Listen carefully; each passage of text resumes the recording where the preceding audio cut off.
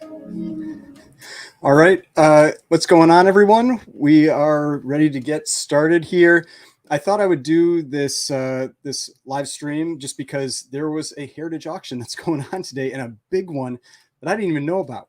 I did not even know this one was coming up. Usually, I'm well aware of these big signature heritage auctions, and this one kind of came out of nowhere. At least for me. There are some monster books in here, including it's like a 4.0 or a 4.5 Captain America #1 that was, I mean, I don't remember what it was sitting at. Let me check what that one's sitting at already before we even got to the lives. It's sitting around 180,000, 190,000 right now. So this is not a small time auction that we've got going on here. So before we get into that, I've got just I went to actually a local show this morning, and one that I'd never been to before. Longbox Love Affair. If you watch his channel, he's talked about this show because he lives in the same general area as me. I picked up a few books. I'm going to do a video more on where I'll cover these a little bit more, but just real quickly, some cool books. So this one here, this Johnny Craig Crime Suspense Stories #16. Then I don't know if everybody's seen this one before, but this was one of the books that originally, one of the first books I bought from the Golden Age. This is a one shot. It's a Man o' Mars #1. It's I believe this one is, no, I'm blanking on names. It'll come to me. It'll come to me. Then we've got this classic Wally Wood cover, Strange Worlds #5. Just awesome book. And then these two that I picked up, this Captain Marvel Jr. I picked this one up because it's it's like a Nazi World War II cover, and it was half off, so it was $30. And then this Walt Disney's Comics and Stories #28. So just some cool stuff at this show. I was real happy with being able to pick some books up at that one. So the difference with this auction that's going on today, and actually it started yesterday. So yesterday they did the original art, and so you get some huge sales when you're talking original art. You get some monster stuff. People spend tens of thousands, hundreds of thousands on original art. But then the one that's the second half of it today is all comics, and this is actually a live auction. So a lot of the other ones that I've done, actually I think all the other ones that I've done, it's where it is just automated. It's an automated auction, but this is one where you actually have a person there that's doing the live bidding and all that kind of stuff. And the auction has officially started now, and we're at there's on the second item, but I'll switch over to it in a couple minutes. So I had a couple things on the thumbnail, like the intro thumbnail for this video. And if you follow me on Instagram, I recently had issues with I call it an eBay scammer. You could call it a scammer. You could call it a bad buyer, someone who's buying with bad faith, whatever you want to call it. But the outcome of it is not what, or is what I expected. Basically, eBay will always side with the buyers. Always. I've had some people say like, oh, you can get them to take, to take your side if you have evidence and this kind of stuff. It didn't matter in this case. So what happened was the way that this person is either whether they're a bad buyer or a scammer doesn't really matter, because it ends up hurting the seller regardless. And so what happened here was sold this book. And then what this person does, because I've had a couple people do this before, and I'll caveat, my general experience with eBay is very good. I have very few bad buyers. I've sold, I don't know, almost 1,000 items on eBay now over the last few years. And I think I've had 3 bad experiences with buyers. Well, probably more like 5 bad experiences, but these 3 like really bad, where this was one of the really bad. And the ones, what they do, and so this is kind of the quote scam, and I'm not trying to get people to start doing this or something, but just so that you're aware, I'm not going to talk about the person's ID here, but I did post about it on Instagram. If you want to find that person, I highly recommend blocking them if you sell on eBay, because you would have a very likely chance that this person would do a similar thing to you. So every CGC slab, if you zoom in close enough, you will find a flaw, whether it's a tiny scuff or a tiny scratch or, whatever it is. And so what this person did was basically they bought the item. Then they message me, and they stay real polite in the message, so it looks nice from the perspective of eBay. Then they message you and they go, oh, this slab has this flaw in it. In this case, it was scuffs, literally like that. Like like 5 of them or 4 of them on the interior well, not even on the outside of the case, on the interior well that holds the book. And they're like, this has to be reslabbed. So either you give me money to cover reslabbing, or I'm going to say the item isn't as described and I'm going to return it. And so I said, I'm not giving you money for reslabbing. And I called him a scammer right away. I was like, are you joking me? Are you kidding me? Like, this is like, there is nothing wrong with that book. No, CGC would never accept, like, if you got that in a return and you wanted to like claim a mechanical for resubmission for them to cover, they would never accept that as a mechanical. It is something that's on effectively every book. There's going to be some tiny flaw. And so what the scam is that they do is they just zoom in on that flaw, and then they go, oh, this is a problem. You need to give me money. And I said no. And so then they said it wasn't described and forced the return. And and there's nothing you can do at that point.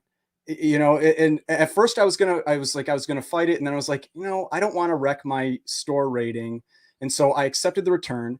And then when I refunded the item. I did not refund the initial shipping because you have an option to not select it. So then they contact eBay and they're like, I want everything. This person, won't give me everything. And so I called eBay right away and I go, listen, I have been with eBay for, like, my account's like 19 years. I've been selling for over 3 years. I've sold, I mean, you see how much I do in unboxings. The way I can do those unboxings is because I sell an equivalent amount on eBay. Like, I've sold a ton for you guys. You guys have made tens of thousands on fees for me.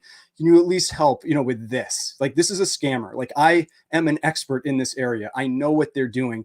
And the person that I talked to is like, oh yeah, you don't worry about it. You refunded them the main amount. We'll take care of the shipping.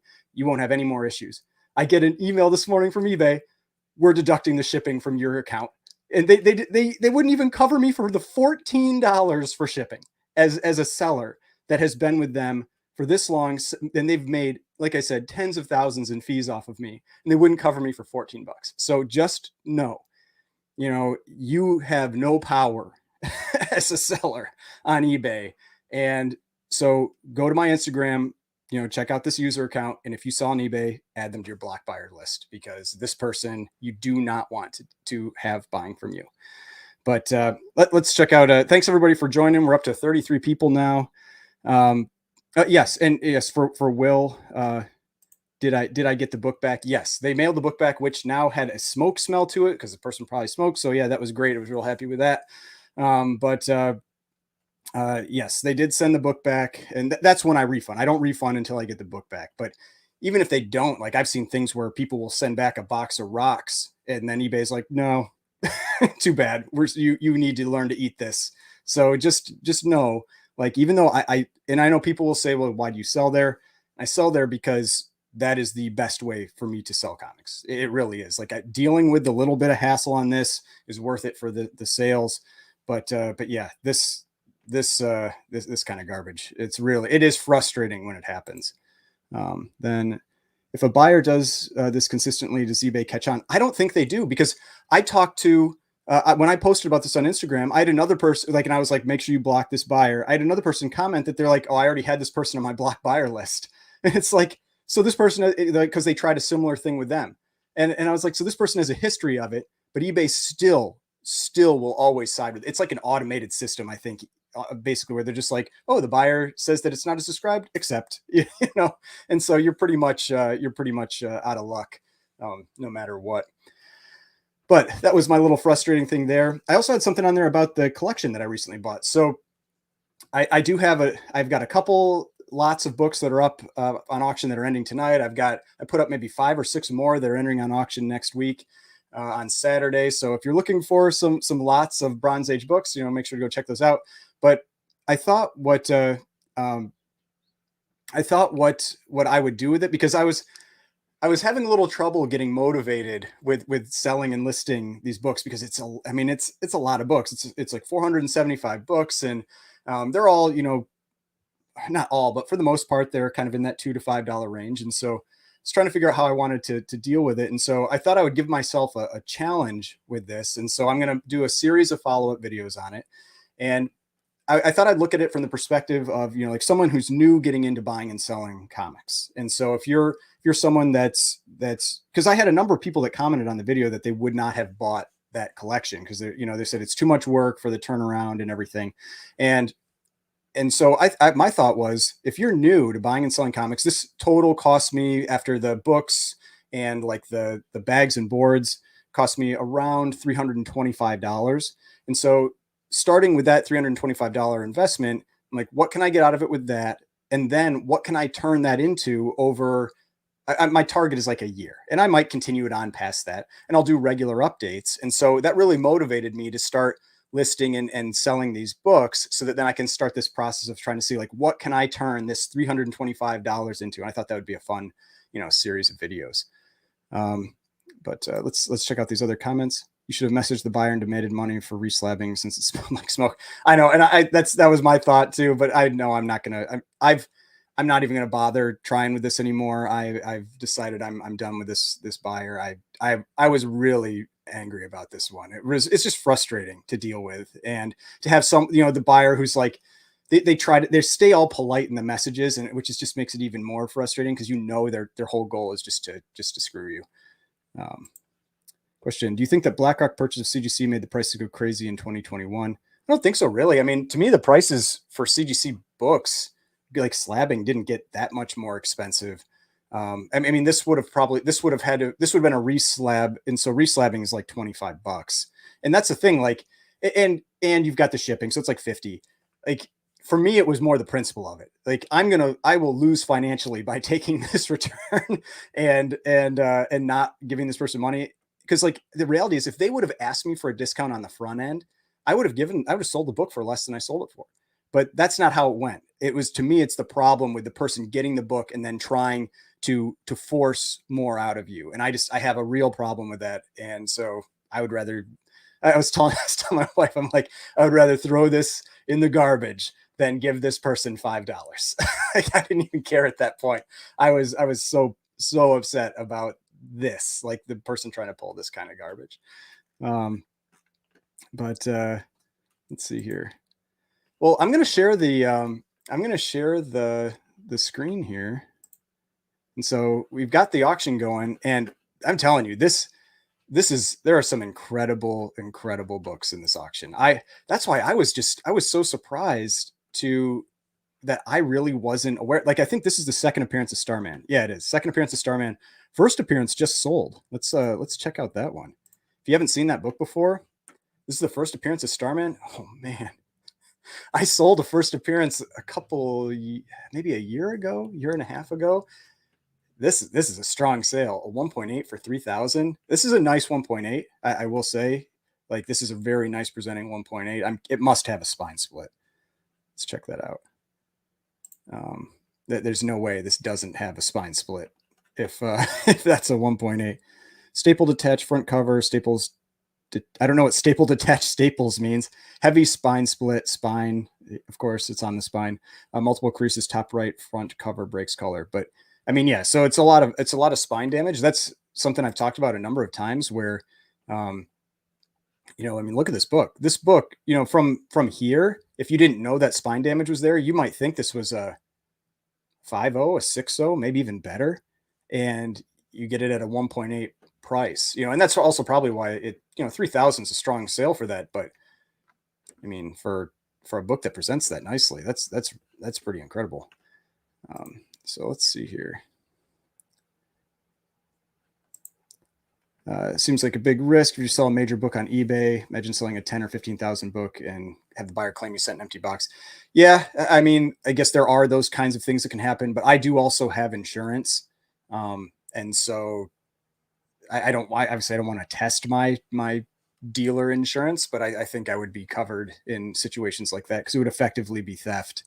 But yeah, I mean, I've sold some pretty big books on eBay. I mean, I sold my Amazing Spider-Man 1 there. I sold my 6.5 Hulk 2 there, and those were $7,000+ books. So yeah, so I've sold some big books on there, and generally, like I said, I haven't had problems, but every once in a while you get one of, person like this.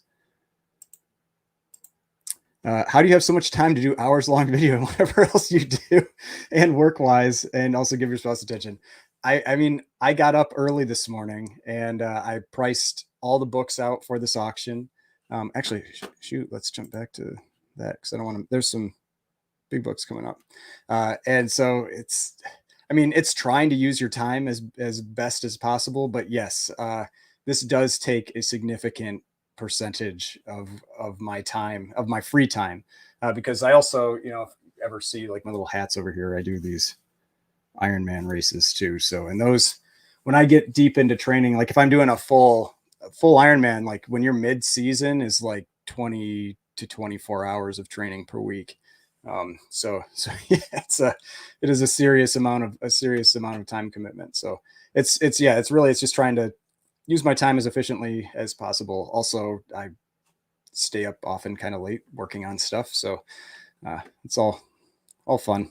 But I enjoy it. That's a big part of it. If I did not enjoy doing comics or making the YouTube videos, the live streams, then I wouldn't do it because I mean YouTube doesn't make very much money. If you haven't ever been monetized on YouTube before, you know, like it, unless you're someone who has like, I don't know, 50,000, 100,000, a million subscribers. It's the time is not worth the pay that you receive from YouTube, but it's fun. Um, yeah, keep the Cap 117. It's good hold. Yeah, I mean that's one of those books that's just it's gotten crushed ever since that the Falcon and the Winter Soldier ended. Wow, like that book has gotten hurt really bad on prices. It's come down quite a bit. I mean, even when I sold it, like at what I sold it at, I was already losing money on it. And then it just stings even more to then have to pay for their shipping when they try to screw you. Um, am I bidding on anything in today's auction? There are things I'm watching. I will say that. But if you missed the start of the start of the show, I don't want to cut over if I let's see because there's okay. Yeah, I think we were okay. If you missed the start of the show, I already spent like almost $2,000 this morning at a small comic show. So I mean, I don't know how much more I want to spend, but I picked up some really cool books. Like this one, this Crime Suspense Story 16, which is this Johnny Craig cover. This is a nice copy. This one I am getting graded. There is no question I'm getting that book graded. I don't want to really re-show everything because I've got a video I'm going to put out with this, but another like probably the best buy that I got, and I didn't even do page counts for this one because it was just so cheap I didn't even bother. But this is this Captain Marvel Jr. number 19, which is you can see it's this this little like swastika Nazi flag down here. And when I saw this was marked at $60. They had everything at this booth. Their bins was 50% off. I was like, yep, I don't even need to look that up. I'm like, I'm buying that. And so for $30, I picked that one up. This one I paid up for a little bit. I just think it's such a cool cover. This is a Walt Disney's Comics and Stories number 28, but you know, it's got Donald and Huey, Dewey, and Louie, and it's the New Year cover. So you've got Donald with it's 1943 January. So Donald with the 1942 hat, and then they're wearing 1943. I thought this was really cool. So that one was a little more. I paid $80 for that one, but yeah, I picked up some cool stuff today. I'd never been to that show before, and if you watch Long Box Love Affair, he has talked about this show before, and I've thought about going. I just had never gotten up to doing it and driving out there, and so I went out and checked out the show, and there were. I was surprised that I was able to find, you know, enough Golden Age books, you know, because sometimes at shows, especially like this is a monthly show. It's not a huge show, but it wasn't small. A lot of dealers aren't going to have Golden Age like that. And so I was real happy to see, you know, Golden Age books there. So that was fun. Let's see here. I've had maybe 3 bad customers and 500 or so books on eBay this year. Doesn't matter what platform you're on. There's always a couple bad apples. Yeah. And that's what I was saying too. I mean, I've had, like over my career on eBay, maybe 5 or 6 bad experiences. And that's out of like 900 sales. So, I mean, yeah, it's not a lot, but it's just that whole, it's frustrating when it happens. Okay. I've got to bring up the thing. Cause then I think the next one is a big one. Yeah. All right. Next one is All American 61, first appearance of Solomon Grundy. This is an expensive book. And, cause it's a 3.0. And it's such a cool cover too, because you don't usually get first appearances in the Golden Age where the character is on the cover, and he's on the cover in this one. I know a ton of people are always looking for this book. I do expect this book to probably spike when the live starts. But like you can see here, I don't know if everybody was watching earlier, you actually do have the live auctioneer in this one. And so that's why with these signature auctions, I found you are less likely to find deals in these types because, with a live auctioneer, it's not on a timer. They can push a book more. But let's see. I don't know. I'm kind of surprised this book is sitting where it's sitting right now. I will throw it. Okay. Yeah. I got outbid because I was like, I'll throw a bid at that price for that book. I mean, geez, even right now, I don't really have that much to throw at a book right now. This book is at a steal right now. I figured this book would go for about 12.5 and it's sitting at just a little over 9,000 right now, 9,600. And yeah, I mean, based on this, like, unless they can kind of work the room and get the prices up some, this right now is going for really good price. If anybody listening is looking for an All-American 61, I'd be watching this one right now because yeah, it went under 10. Wow. Okay, let's check that one out. Oh no, because there's some more cool books coming up. Okay, we can check it out quick. 9,009. I think that's a steal. That's what I thought. This auction, like I said, felt like it went really under the radar. I was not aware of this one, and I'm watching heritage stuff all the time. I didn't know this was coming up, and for a 3.0 for 9,900, and this is it's got this chip out here, but this is nice. I mean, I think and it's off-white to white pages, nice page quality. I think whoever picked this up got a good price on that book. I would be happy if I was them. I would be very happy with that. So let's jump back over to the comments here. Let's see. 1 million subs will get you about 60K a year. Oh no, it'll get you a lot more than that. I'll tell you that right now. 1 million subs. If I extrapolated 1 million subs, let's see, would make someone. I got to make sure I'm doing this right. 9 subs because it's 200 times mine. 10,000. No, a million subs will make you about $1 million a year, at least $500,000. So, no, 1 million subs that's real money when you've got 1 million subs. That's why, like, when you see those channels that have that many subs, they do like a ton of giveaways, and that's one of the ways I think they help like drive their channel is that they're making so much money per video that they can afford to do the giveaways because they easily make it back just in the video plus plenty more. And so it's once you reach that certain threshold, I think it's kind of like self-fulfilling. And that, I mean, like the Mr. Beast, it's like, I think he makes like 20 or 30 million a year. Something, I think that's what they said recently. It was something like that on YouTube. So yeah, no, you can make some serious money if you're up at that level, but let's see. I have several bids on the 6 p.m. auction. Yeah, I think if you're watching that auction tonight, there might be some deals out there because having 2 comic auctions in the exact same day, I think that's going to probably hurt their weekly auction. If you've got people, especially since this isn't a small auction, this is one where even if things go for kind of a deal, this is one where you could have some pretty big money spent in this auction, and then there's going to be less money to spend tonight. So I think if you're looking at the weekly tonight, you might be able to find some deals.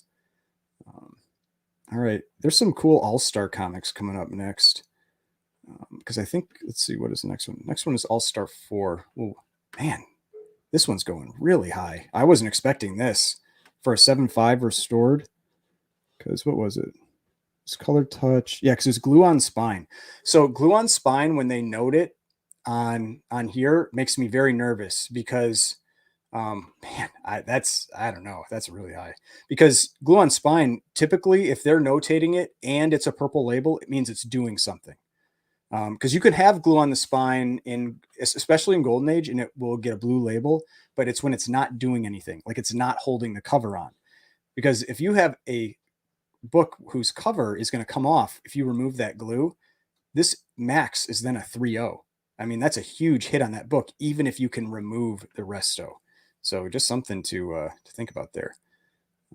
This one, what's this one? First Justice Society Adventure. This is going super cheap. I'll throw a bid in on that. So, but at least I felt like it was going cheap. We'll find out. Huh, I think I just won. Yeah. All right, I won a book. All right, I'll make a note of that on my little spreadsheet. And that was a 6.0 All-Star number 4, white pages. Like, yeah, I mean, I'm going to get it for almost the same price as this 2.0. I got that for $25.20. This 2.0 is sitting at $16.80 right now. Yeah, I will happily take that. Now we've got some other real big books coming up. There's a All-Star 8 coming up, which is the first appearance of Hawk Girl and the Golden Age Hawk Girl, and then there's All-Star 5. Oh no, All-Star 5 is first Golden Age Hawk Girl. All-Star 8 is first Wonder Woman. I mean, but that first Wonder Woman, I felt like it looked like it was going a little low. I thought it would go for 70, and it should be the next book. Yeah, I thought it would go for around 70,000, and it's sitting at like 45,000 right now. Hey, Azorus Tiger, finally made it to a live of the Big Boy Book Club. Yeah, no, this is and this is one of their signatures. So these are like really big books. Like this is one where, and they're doing all the Golden Age first, and then there's another AF-15 coming up later, and that one's going to come up probably after about an hour and a half or 2 hours. But yeah, I don't know if you didn't see, oh yeah, so here's the 6.0. I mean, it's a 6.0 off-white pages. Like this is a stunning book. If I had the money, like if I had 50 grand or something like that, I'd be buying this book right now. There's no question. I mean, first Wonder Woman in a 6.0, like, man, that is way too cheap. It's sitting at 45,000 right now, or sorry, 50. So it's plus 20% if you're not familiar with these. So whatever number here is, you add 20% to it, so you can kind of see it down here. So it's still under 60. I mean, I think that is a great price. So they're working it, they're trying to see if they can working that price up. I mean, still, I mean, at 60,000, still great price for this book. I think a 7.0 recently sold for here. Well, I'll let this one finish out. All right, 66. All right, now we're getting up to where I felt like this book would go. All right, that was a big jump. Because a $5,000 jump is actually a $6,000 jump when you add the 20%. So we're at 66,000 now, still under where I thought it would, but not much, just $4,000 under, I mean, if you're estimating Golden Age books that hardly ever sell, that's about as good as you can hope to do, is get within, 5%. But yeah, let's check out that All-Star 8, because yeah, I mean, this is GPA, if you're not familiar. And this is what I use. I use GPA, I use Go Collect, and I use Cover Price for different things. But for kind of like quick pricing like this, I like GPA. But so now here's the 6.5 that went for 60. But I believe, if I remember correctly, this was like a brittle or slightly brittle. And I thought it still went too cheap, but it had sold for 92 in 2018. But because I think I remember watching this one sell. Yeah.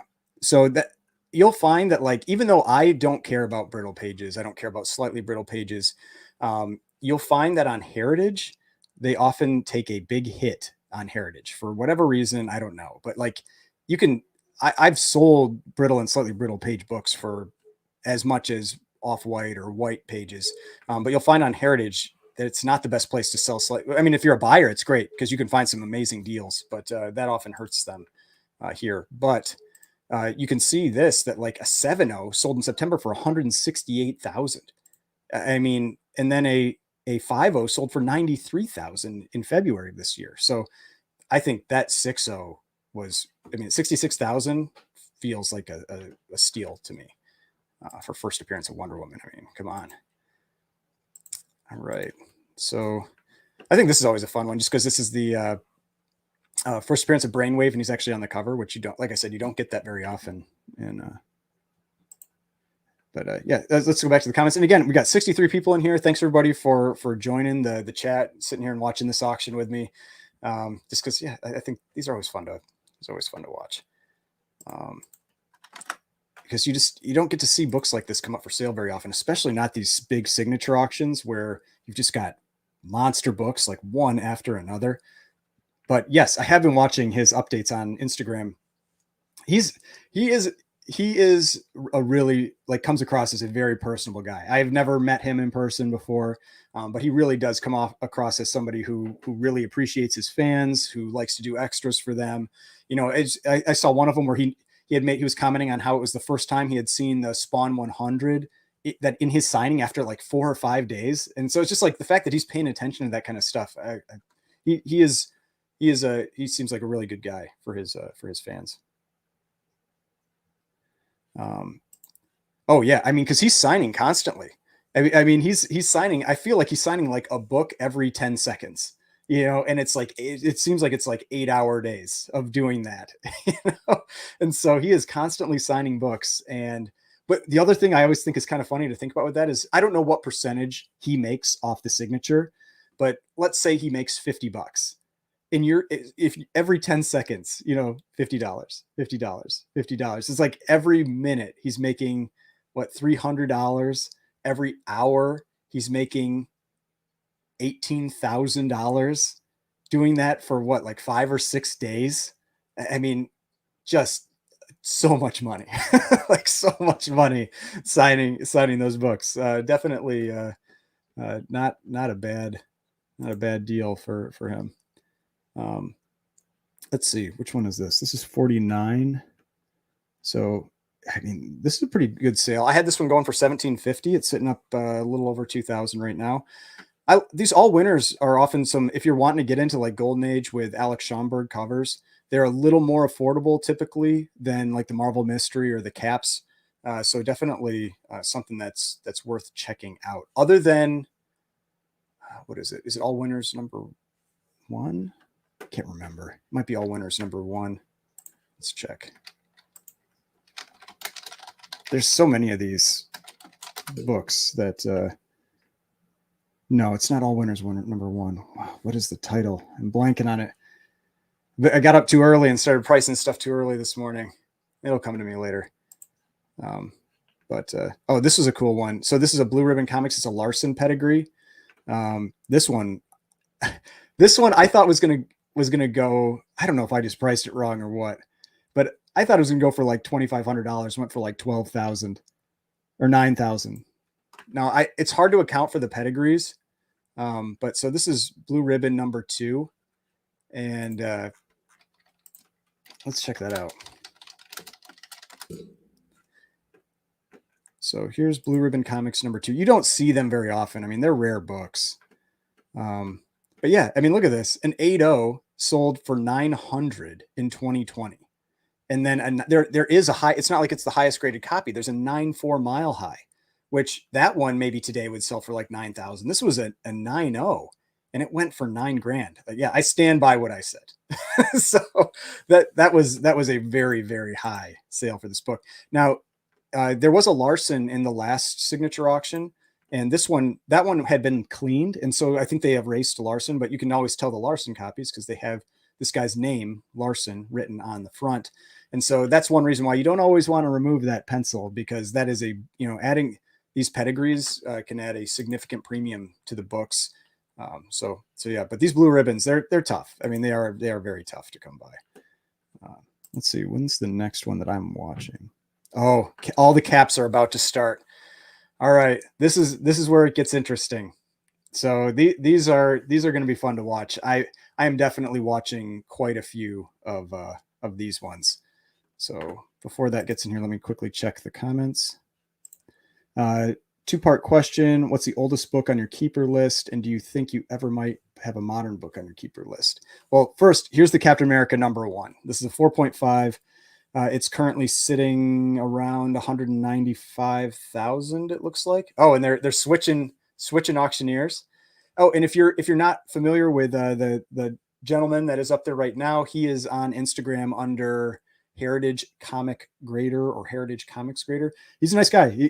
I mean, I've messaged him. He quickly responds to things. So he has some awesome books, some awesome posts that he shows, because he's often the person that's receiving those books and then determining if they're going to send them out for grading, doing grading, if they're going to sell them raw, all that kind of stuff. He's one of the guys that's doing that. So, and he's also, if you watch this live, I think he's one of the best auctioneers. I feel like he is you want your books sold by him. You do not want to be buying books when he's up, which is unfortunate, because he's up on all the caps now. So these are probably all going to go for records, because he is very good at working the room.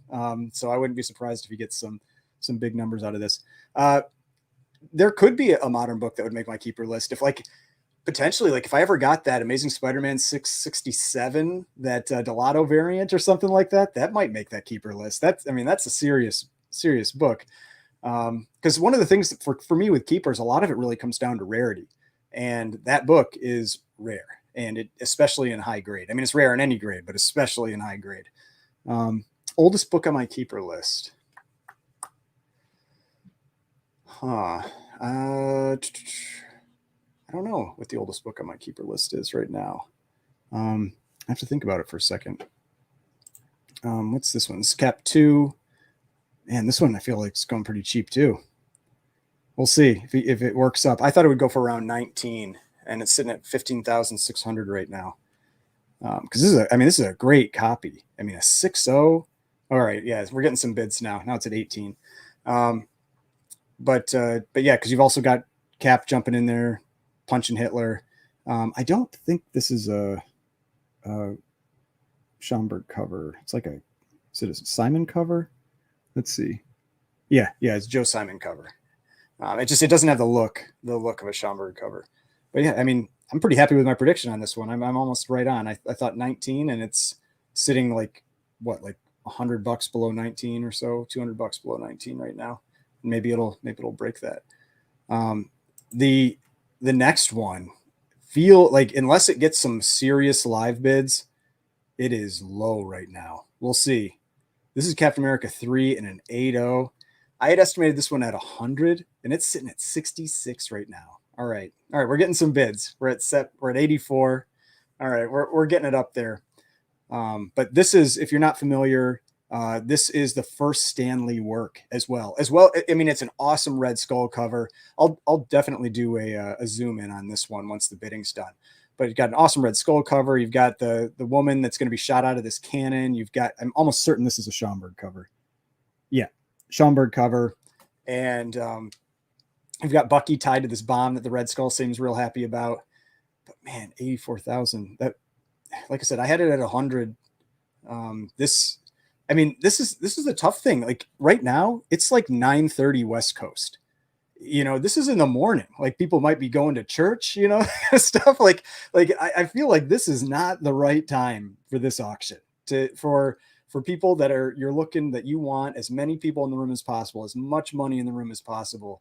And to be doing it at noon, I'm Eastern, like noon Eastern, 9 a.m. West Coast. I don't know. I probably would have done this one, maybe canceled the weekly and done it later today, or pushed off the weekly and done it later today. Because I feel like there's going to be some deals out there in this auction today. And I mean, yeah, we'll see. If someone's got money, they probably have like a proxy that might bid for them, that kind of thing. But I mean, part of being in that, getting those big numbers is getting people wanting to fight for a book. And if they're not here, they're not present, you don't have that, then yeah, I mean, that could really hurt your sales. But 90,000 for an 8.0. I mean, I know it's a lot of money, but that's felt very low to me. But let's see. Let me think. What was my oldest book that I own is one that I actually just picked up, and it's 1934. It's a Mickey Mouse Magazine number 3. That I don't think that's going to be on my keeper list, though. I haven't decided yet. I'm on the edge because it's just such an old book. It's so cool that I might decide to add it to the keeper list. I don't know if I have. I don't know if any of I have some books from the 30s, some other books from the 30s, but I don't think they're on the keeper list anymore. I might have bumped them. So yeah, I don't know. It might be in my Batman 9. I think that's like 1941. But yeah, I'd have to think about it because I have a few that are right around that like 1940, 1941 time frame. I do, and like I said, I do have some books from the 30s, but they just aren't. I don't think they're on my keeper list. Let's see here. All right, hypothetical question. Which of these would you prefer to own between All Star 8, Sensation 1, or Wonder Woman 1? All graded the same value. I would rather have All Star 8. I mean, I would want the first appearance. Even though I think the best cover is Wonder Woman 1. I think I like the yellow cover, you know, with that action scene on the front. I think Wonder Woman 1 is the best cover. I think the one that I personally would want to own is All Star 8, just because it's that first appearance, regardless of if she's on the cover or not.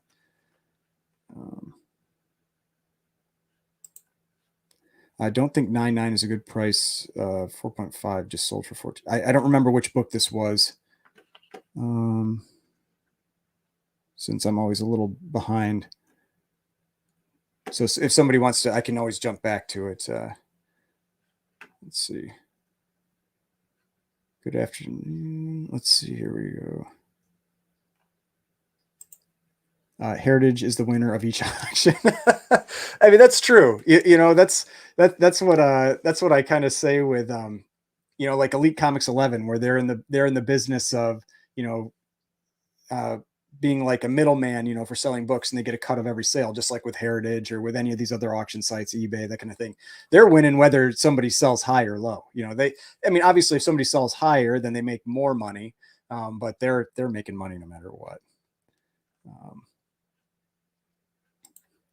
They might be betting on some people spending money for Christmas gifts by doing double auctions. I mean, I don't know though. Like usually, I mean, typically as you get when we're this close to Christmas, you start to see some pullback in spending for a couple weeks. At least that's been my general experience. I mean, I still do. I do tend to sell books all throughout December, but the first couple weeks are usually pretty good, but then the last couple weeks leading up into Christmas, usually people are focused on, you know, Christmas stuff.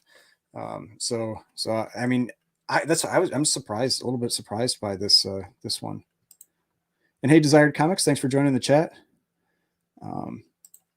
Hey, Bob, yeah, thanks for all your comments. Yeah, I know you've got your Superman 1 that you've been talking with them about. So yeah, hopefully you can get them to actually do the restoration removal, and that's successful. Because yeah, obviously, I mean, it's a valuable book regardless. But yeah, if you can get whether it's down to conserved or if it's at if you can actually get to Universal, that's a big deal. Does CGC treat tape and glue holding the cover the same way? No, they don't. Tape you will not get. Now, outside, I've talked about this before. There's one time that I have seen a CGC purple label that had tape, and that was the only thing on the note. And I was like, I don't know how bad of a day that grader had to put that one as let's see. Man, this is a big sale.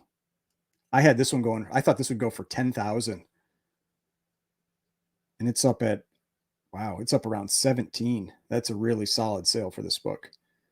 This is the Remember Pearl Harbor cover. I mean, it's one of the, you know, it's a big cover from the run. But wow, yeah, that is a very strong sale for this book. Obviously, these are sometimes they're tough to estimate too. You know, you're taking your best guess because these books do not come up for sale very often, especially in nice grades like a 6.5. But yeah, back to that question. No, tape. Basically, the way they treat tape is they kind of act like the thing that it's doing isn't happening. So if you have the cover taped back on, they treat it like the cover is not taped on. But they don't give you a purple label; they give you a blue label, and it's very weird how that works because I know it's like it's a strange line that's drawn, but that is the line that's drawn. So 4.5. Wow, that's a really good price too. I would consider, all right, it's getting a little higher. I figured it would go for around 4,100. But still, I think this is a pretty affordable book. I used to have I had a 1.0 copy of this at one point. It was missing a chunk out of the corner down here. But yeah, I mean, that one, its high sale had been 4,080. So, so yeah, to sell for 3,120, I feel like that was a pretty good deal for that book. Let's see, what about this one here? Nazi cover. Oh, I would have bid on that. Dang it. I wasn't paying attention. I totally would have bid on that book. I felt like that was a total steal. All right, this one is a Red Skull cover, cool Red Skull cover. This one, I wouldn't be surprised if it gets bid up some. It was sitting a little low, but yeah, it's already up at 6,600. I thought it would go around 7,000. One more bid and it would be right there. But still, like I've said, if you're within $400 or $500, that's about as good as you can hope for. But there are some. We saw the Cap 1, but there's another really big book in this run. It's Captain America 46. Yes, 46. It's the cover where it's got the concentration camp where they are marching people into the furnaces, and Captain America and Bucky are coming in to stop it. And that book is currently sitting at about 40,000 for a 7.5. And I thought it would go for 38, so it's already above where I thought it would go. And I would not be shocked if it gets more bids than that, because I mean, a 7.5, that book you rarely ever see anyway, and a 7.5 is almost an unheard of grade. So this one's having a pretty. I mean, I had this one at around 4,000, and it's right there now. That's one of the things that's interesting with Captain America. You get these covers that jump back and forth between World War II covers and like him fighting zombies, or like him punching. Like there's one where he's punching like kind of looks like a farmer or something like that, or like a prospector, and so you get these. Like this one again is like fighting zombies, and so that's where you can really see the difference in price based on cover content, because the zombie fighting covers where he's punching prospectors, or whatever, those ones, even though they're World War II era, they do not command the same value as the ones where he's fighting the Germans or the Japanese or whatever it might be. So yeah, just something to be real aware of with these. Like this one, let's see, what is this? So it's 66. Oh no, 67.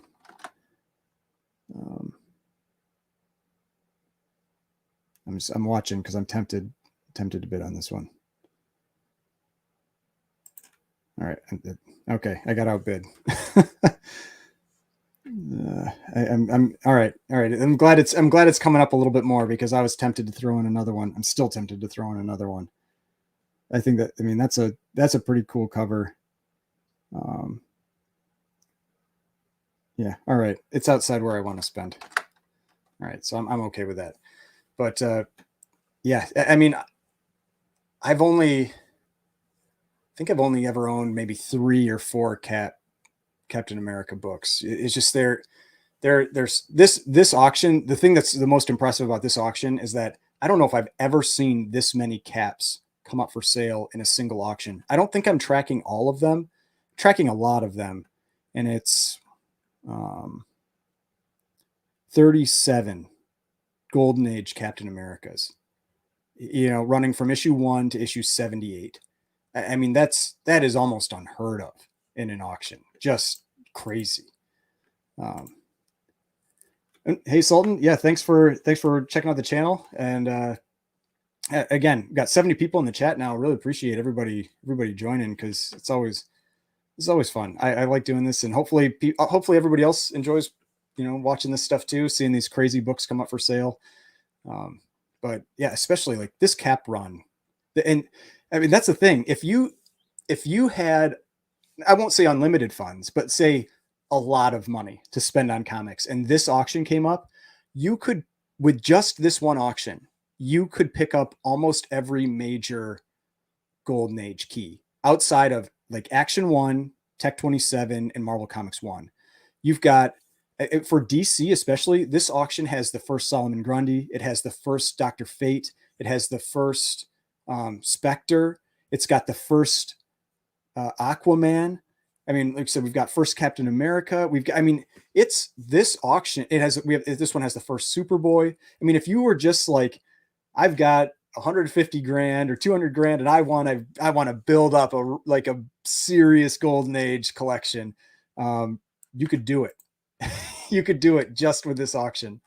This is a really impressive one. I mean, when I didn't realize this one was happening, and then I went yesterday and was checking like what books were coming up for sale, I was like, holy cow. I was like, this auction's crazy. I mean, the Cap one is not even the biggest book. The biggest book, I think, is the More Fun 52, which is the first Spectre. And so I think it's sitting, I don't know, actually, I don't remember what the Cap one sold for. Well, I'll have to go back and check. But I don't want to, well, let's see here. Cap one was 92054. What did it go for? Went for 194,000. I'd estimated at 175, so that was a strong sale for that book, in my opinion. But I think the other one, I think the first Dr. Fate, More Fun 52, is already above that. So there really are some really big books. Let's see. Now's the time to buy that Wonder Woman, with the news coming about DC that Gal Gadot might not get the Wonder Woman 3 movie. I mean, so when that came out, I'm in a few, different like little like comic chats on like Instagram with some people. And I had said the fact that Wonder Woman 3 got greenlit is part of the problem with what was going on with DC, because I mean, I'm sure some people liked Wonder Woman 2. I liked Wonder Woman 1. I thought Wonder Woman 1 was great. I didn't really care for the end, but in general, I thought it was a really solid movie. Wonder Woman 2 was terrible. I think the only reason it didn't get completely just like obliterated was it was like the first movie that we got outside of when everybody had like everything had been shut down. But yeah, like Wonder Woman 3, I don't think that movie ever should have been greenlit, and I think it's probably better just based on number 2. Number 2 was terrible. Like I said, I'm sure some people liked it, but it was not me. Yeah, biggest female character in comics. I mean, I would have a hard time coming up with someone who would compete other than maybe Catwoman. And that's Batman number 1. So you're getting expensive books regardless. But yeah, Wonder Woman is very likely number 1 out of the female comic characters. And then I think, Catwoman would be close in terms of current popularity. Congratulations, Eggplant Comics. I grabbed the AF-15 3.5 from last week's midweek auction. Yeah, I mean, that book keeps going down, and but I don't think it can go down for much longer. I mean, it's going down around like 8,000 a point now in kind of the lower to mid grades, and that's really close to where it was pre-comic boom. So, I mean, me personally, I would be. Oh no, I missed one of the books I was watching. I wanted to watch. Got sidetracked. What did it go for? Oh, I would have bought that. Dang it. I'll have to. Oh, I'm so sad. Is this one? This is such an awesome cover.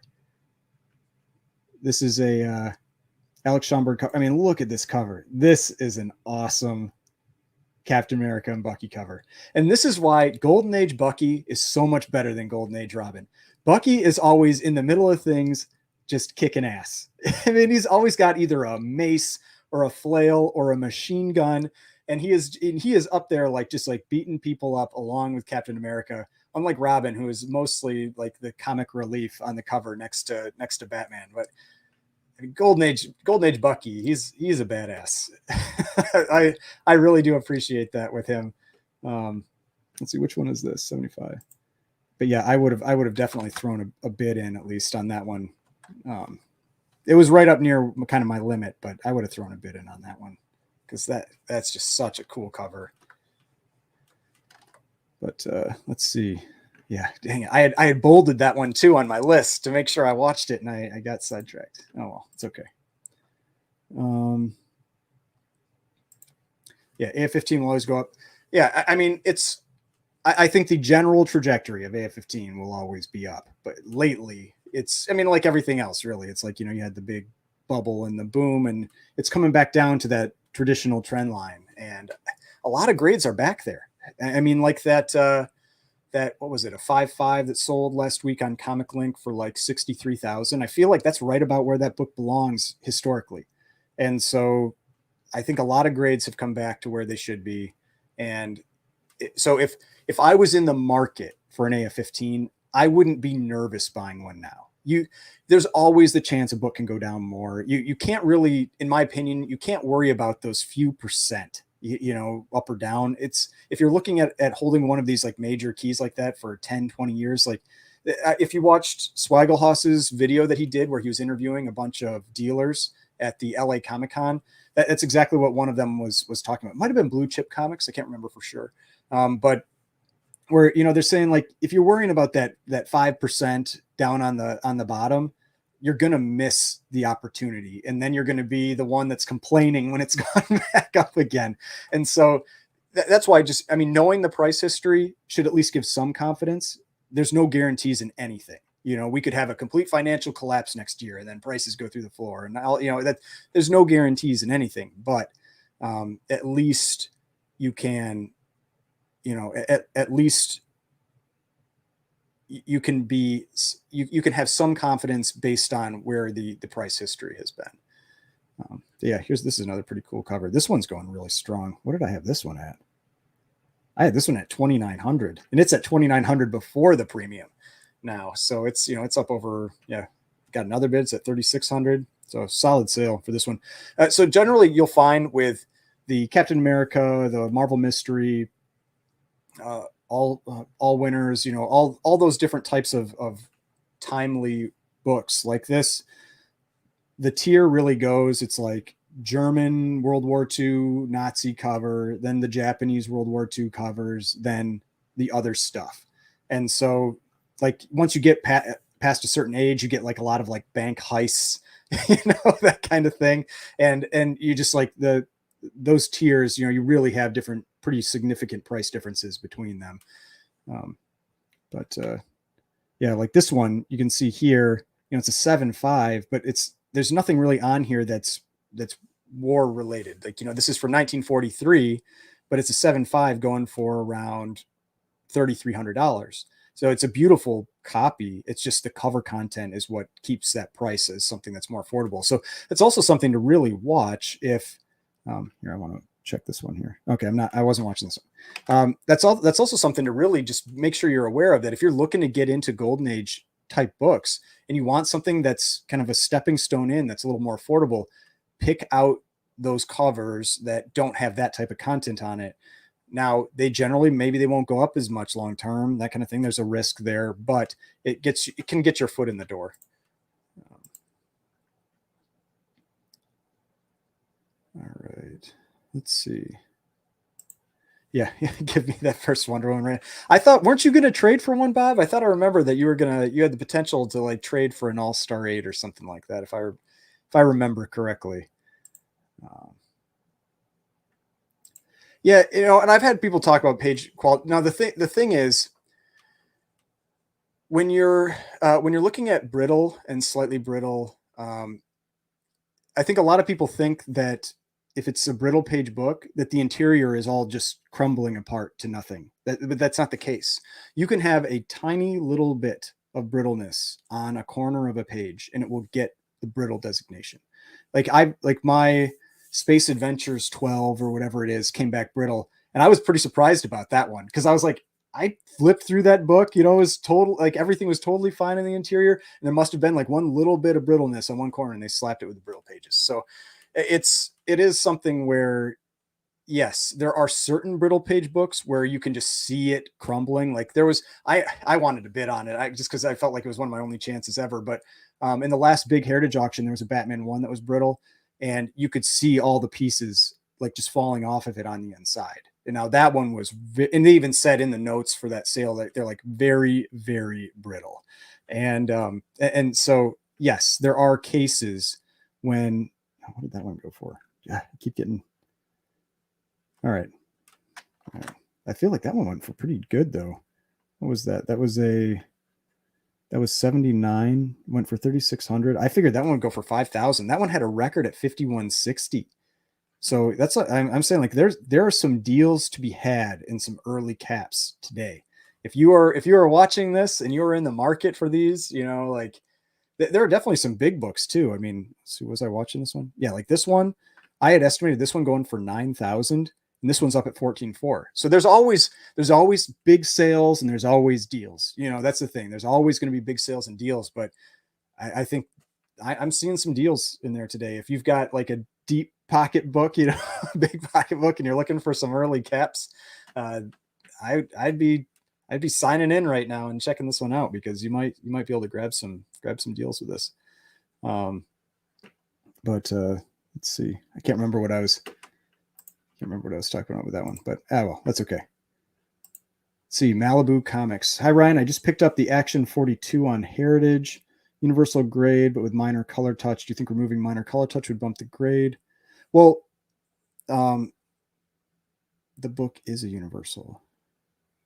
Oh, okay. I get it. So yeah, in the golden age, you can have instances of, sorry, right before that, I just wanted to show this one. I've always thought this cover so funny. It's just like, it's this World War II Nazi cover, but they're throwing knives at this woman, on the board. It's like a knife throwing. I don't know what the thought process was with the design for this cover. I always get a kick out of that one. But let's see here. I just want to make sure I'm keeping my eyes open on these, because yeah, this one's going pretty strong. I had it at 3,200. It's going for 36. But like I said, that's around 10%. That's pretty good. The next one's a big book. Which one's this? Oh, yes. Okay. So this is this one where Captain America is pulling Hitler out of this Jeep. And if you watched the Promise Collection sale, I think in the first Promise Collection, one of these sold. It was super high grade. It went for like 200,000 or something. It was a monster.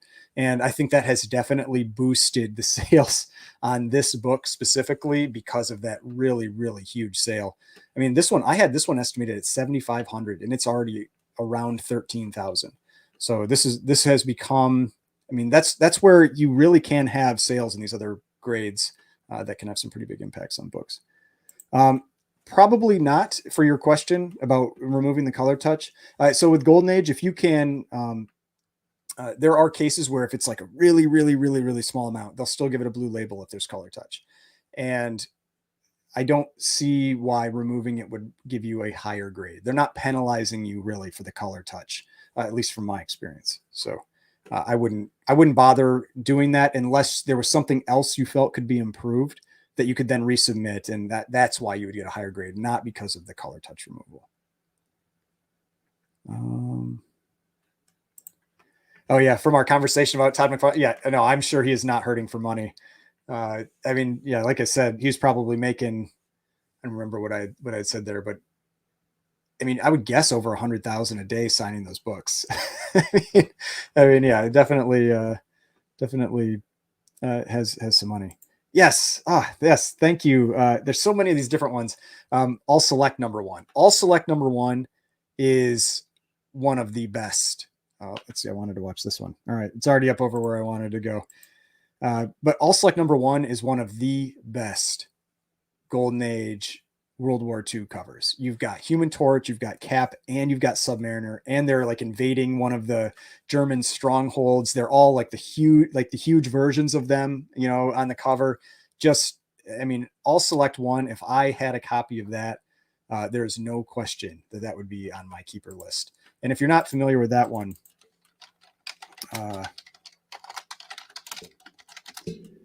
here's All Select #1. Yeah, so this is All Select #1. So yeah, you've got the giant Cap, Human Torch, and Submariner all invading the Berchtesgaden, Hitler's Berchtesgaden, and just the black background here. I mean, this book has gotten extremely expensive. It has really, really become one of the go-to Alex Schomburg World War II books to get. So yep, yeah, that's That is a cool one that I would love to own that book at some point. Wow, this one is still going. Yeah, like I had this one at 4,500, so it's up around 5,400 now. So yeah, solid sale for that book. Is this the? Yeah, okay. This is a Japanese World War II cover. I don't know if I was watching this one. 85. No, I wasn't. I did not have this one priced. So I'll go back to the chat. I met Todd McFarlane in the 1988 con, in which he spent time walking around, talking with fans, showing drawings, signing books. Yeah, I mean, the people I've talked to that have met him, that have met him at cons and everything, I've heard nothing but good things about Todd McFarlane. Let's see here. All right, Twan55, please help me. I bought an ASM 4192 for 3,700, but I purchased it by accident. But I'd never done a Heritage. Oh, you bought it on Heritage. Well, you can.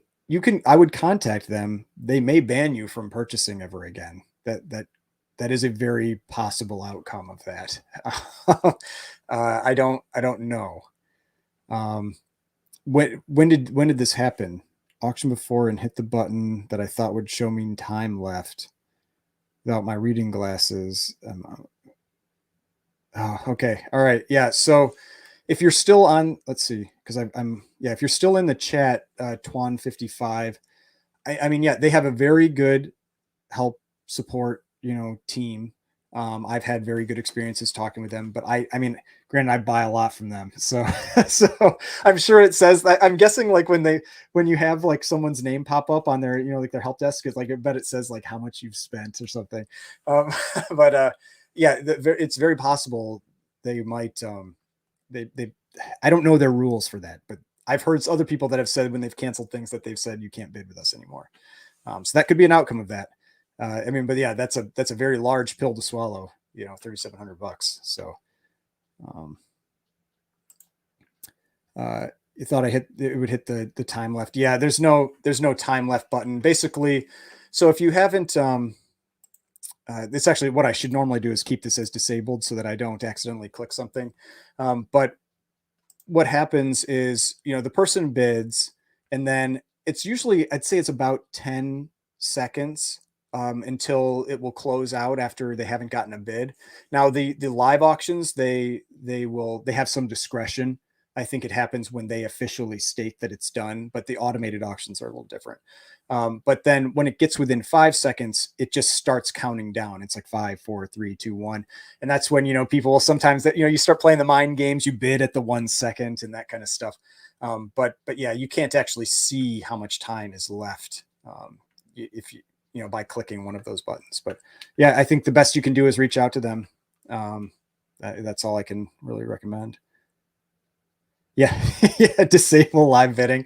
Yeah. That's where, yeah. Normally when I'm doing these lives, I usually have the disable live bidding turned on. The only reason I don't like to do it is that you can see for this item, you could still see the prices over here. But when I disable the live bidding, it doesn't show the cut bid.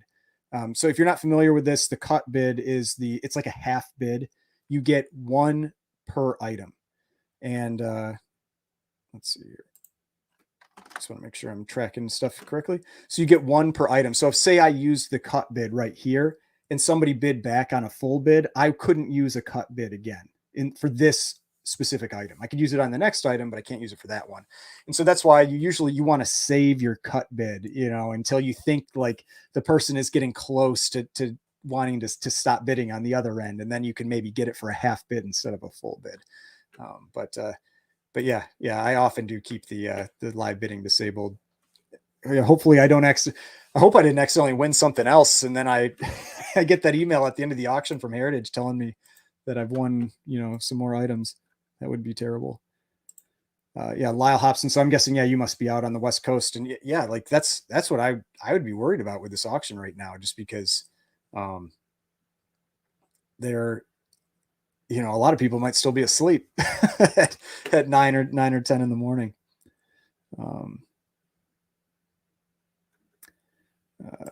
Yeah, I mean, for those types of books, yeah, you do have to be wealthy. You don't have to be somebody like Eminem or Vin Diesel or Keanu Reeves, but there are a lot of very rich people around the world that are not just movie stars. Um, even like if you just look at like billionaire lists, like I think there's like over 1,000 billionaires just in the U.S. So plenty of people that can afford these types of things. The question is, is that what they want to spend their money on? Um, let's see. I get that now. I'd never done Heritage before, kicking myself. Um, yeah, no, I get it, especially because Heritage, I think you have to pay when you get above a certain amount. I think you have to pay cash. Um, you can't do credit card. I don't know. I always do cash, so I can't. I don't know for sure, but at least it used to be when I would sometimes do. They used to have PayPal, and they got rid of it. At least for comics, you can't do it with PayPal anymore. They had PayPal for the first like year or so that I was getting back into comics, and but you could only use PayPal up to like 2,000 or 2,500. Above that, you were required to use cash.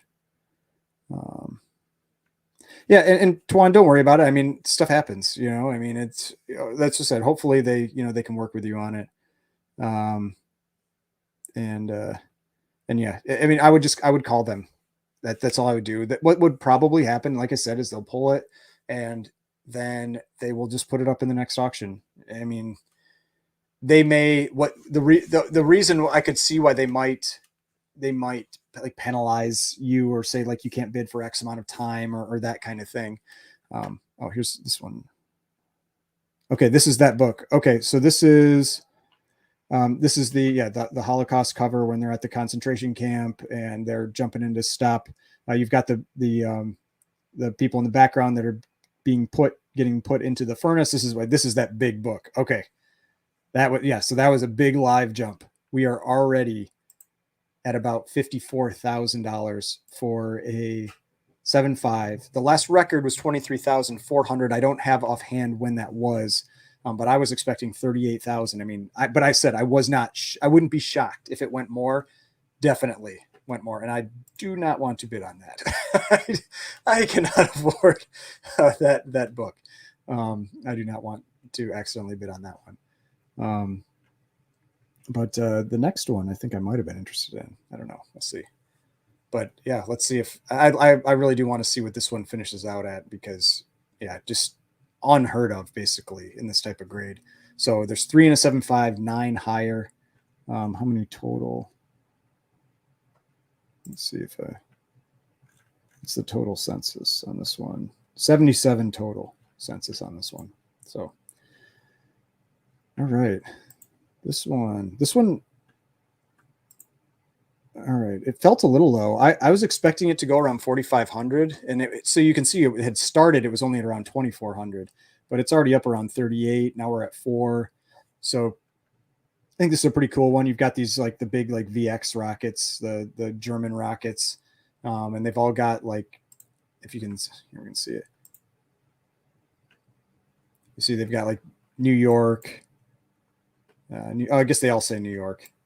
But yeah, they have New York written on them, and but yeah, this Alex Schomburg cover is a pretty cool cover.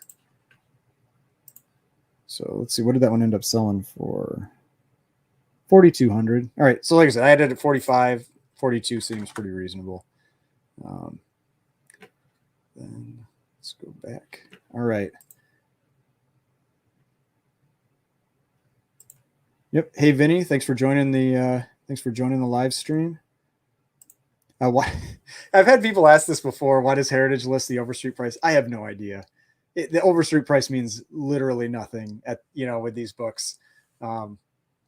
So yeah, I don't know why they bother listing the overstreet price, but they always have. I would just remove it. I think it takes up space. Like the census information is real useful. That's great to have, but the overstreet price is not.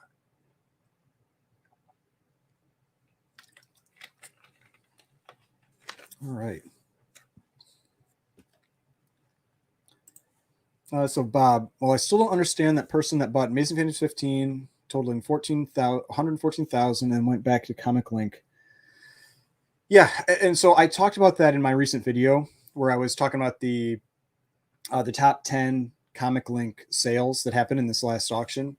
And so if you're not familiar with that, if you know, if you haven't watched that video, or if you hadn't seen the one from Dave with Comic Book Investments that he did about this as well, basically there was this controversy because there was this Amazing Fantasy 15.5.5 that popped up on GPA, is sold on like November 4th for 114,000. When there was one on eBay for like 70, there had been a recent sale at 75. And so it was a book that was probably worth like 65 or so at that time. And so it was like, why did this book pop up there? And it felt, and then the thing was, 2 weeks later, it was up on Comic Link. And so a lot of people, I think, felt that it was some type of like scam, where it was like someone trying to juice the price in the book for the Comic Link auction. But what happened, so it had sold on My Comic Shop, and My Comic Shop actually reached out to Dave with Comic Book Investments when he did the video to clarify what happened. And so what happened was the person had bought it with payments. They bought it in May. My Comic Shop reported the sale when the payments finished in November. And so it was the correct price in May. It was definitely not the going price in November. And that shows you how much that book has dropped over the last like 6 months. But I don't know why that person decided they wanted to sell it at that moment, because you knew you'd lose money. Like, I estimated they lost at least $63,000 from selling that book. And it could be that they were just frustrated. It could be that they needed the money for something now, and they just decided, they didn't want to, like, maybe they had to finish out the payments with My Comic Shop and then they just wanted to get out. I've been speculating that a lot of the new money over the last year or two in comics went into like the mega keys that were recognizable, like Amazing Fantasy 15. And that's part of the reason why, I mean, all of these books had big spikes and drops, but that's, I think, part of the reason why Amazing Fantasy 15 you keep seeing copies come up for sale, is that there's just a lot of like that new money had gotten them and now is disenfranchised with it. And so now you're getting the book into the hands of other people that maybe they don't have as paper hands, as they say, with the books. And so I think that's maybe what's going on there. But again, I'm just speculating. I have no idea. All right. And yeah, so like we're still on caps. I mean, and there's still a bunch left. The Captain America's going till 92,119. So we still have like 23 more, 20 or 24 more Captain America's coming up. I mean, just crazy. Let's go back to the chat. So yeah, I guess I don't know, Twan, if you actually paid for it and took the book, or if you had contacted them. So yeah, it's possible that those books will continue down. That is a thing that could happen. But buying Silver Age Amazing Spider-Man, especially high grade Silver Age Amazing Spider-Man, is one of the safer things you can do. That, yes, short term, maybe you take a hit. Long term, having a 9.2 of the first Rhino is not the worst thing in the world to own. And so that's all I can, say to maybe like make you feel a little bit better about it. But yeah, I mean, it's kind of sounding like maybe you already paid them and already got the book. If you did, then maybe yes, maybe just try to flip it as quick as you can, and maybe maybe you lose a couple $100, but like people will see that sale on Heritage. They'll see that sale, and so that will also drive the ability to get a similar price. You might lose on fees, like if you sold it on eBay or something, you'll lose your like 12% fees. But that's only like $400 instead of, I doubt it's going to get cut in half. But I mean, hey, let's. All right, I wanted to watch. I think I wanted to watch. That book isn't all that important to me. Assuming you're still here, I would like to help you out with this. Make the best decision you can. So let's see where that book is. So Amazing Spider-Man 41, and you said a 9.2. So I'm guessing it was this, if I had to guess, because I can tell that's a Heritage sale right away. So I'm guessing it was this. You got it, and so I think you had said like 3,700 or something. So that's probably with tax. I'm guessing that was with tax.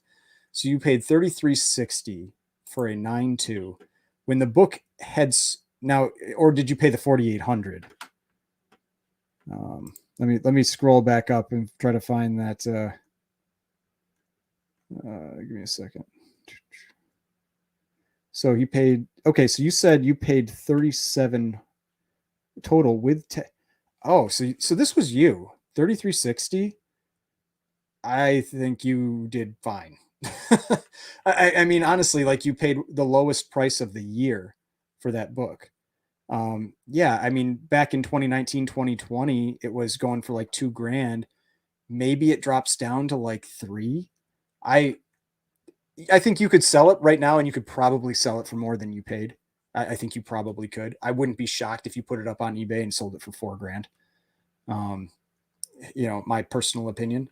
But I think, like, I mean, look at this book. Like, it just, it's like 1,000, 1,700, 1,014, 19, 20. It's this gradual uptrend, 22, and then we hit the comic boom to 3. So say the comic boom wasn't there, maybe it's like 24, 28. And so you paid 33.6. Maybe you're, say it corrected some, you're maybe losing $500. I think you're in pretty good shape, and you could probably flip it right now if you wanted to. But a 9.2, like, I mean, I wonder what the census is on that. 71, and only 74 higher out of 3,300. I mean, that is the top 5% of copies. Like, that's a serious book, like, I think I don't know. I think you're pretty safe with it. I really wouldn't be worried about that book personally if I was you. I do not think you were a moron. I think that was actually a very good buy. I probably would have bought that book. If I'd been watching that, I think that was a very good buy. I really wouldn't be worried. And I do think that you could get out of it if you wanted to. Let me try to catch back up on the chat here. 150K won't buy you all of those. Oh yeah, no, I know it won't. You'd probably need around 500,000. But I mean, I've seen people spend on here 3 million on one thing. Like there are people with serious money that buy on Heritage. And so like that. What was it? That Secret Wars 8 interior page that sold for a little over 3 million. You had the what was it? The Dark Knight Returns original art that sold for, I think that went for like 2 million or 2.4 million, something like that. I mean, any time that you've got Frazetta original artwork on here, those are all selling for like 50 to 100,000 at least, sometimes like 800,000, a million.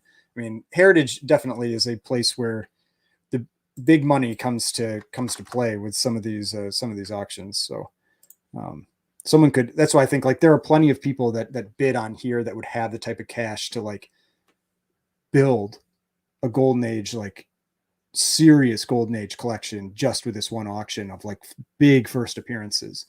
And that's something that just because you want a book, even if you have the money, does not mean you can get that book, because there are not always copies available for sale.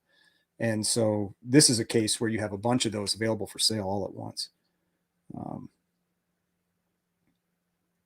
Let's see.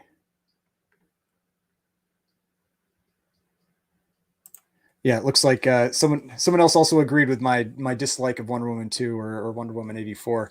I had hoped it was going to be good. I don't know. I thought the trailers looked kind of fun. Like they had like a vibe, like a James Gunn type movie. And then, oof, man, I remember my wife and I watching that movie. Not a fan. Oh yeah, and appreciate it. Twan 55 again. Hopefully you were still listening, and the information I gave helped out. Yeah, as a teacher, I love your class. Yeah, I always try to. I think about that sometimes, where I'm like, I had somebody comment that I was like giving like a lecture on the comic market, and I'm like, don't know if I really want it to come across as that. Yeah, I don't want somebody to feel like they're sitting in like a lecture course. But that's why I do kind of like doing these live streams. I feel like it's a little more shoot from the hip type thing, and that's also why I started on some of my oh, actually, I think I was watching this one. Okay, I I just always think this is a fun cover. It reminds me of the if you're fans of Futurama, when they go to like the Amazonian planet, it reminds me of that episode of Futurama. That's why I always thought this cover is fun. Um, but let's see. I had this one I estimated at 1,500. I mean, it's a little low right now, around 13. But yeah. Let's see, what's the next one? I was watching because one of the books that's going to come up eventually is that Red Skull cover, the Captain America 74. I'm interested to see what that one ends up selling for, because of the one that I recently purchased. So I'd like to see what it goes for. All right.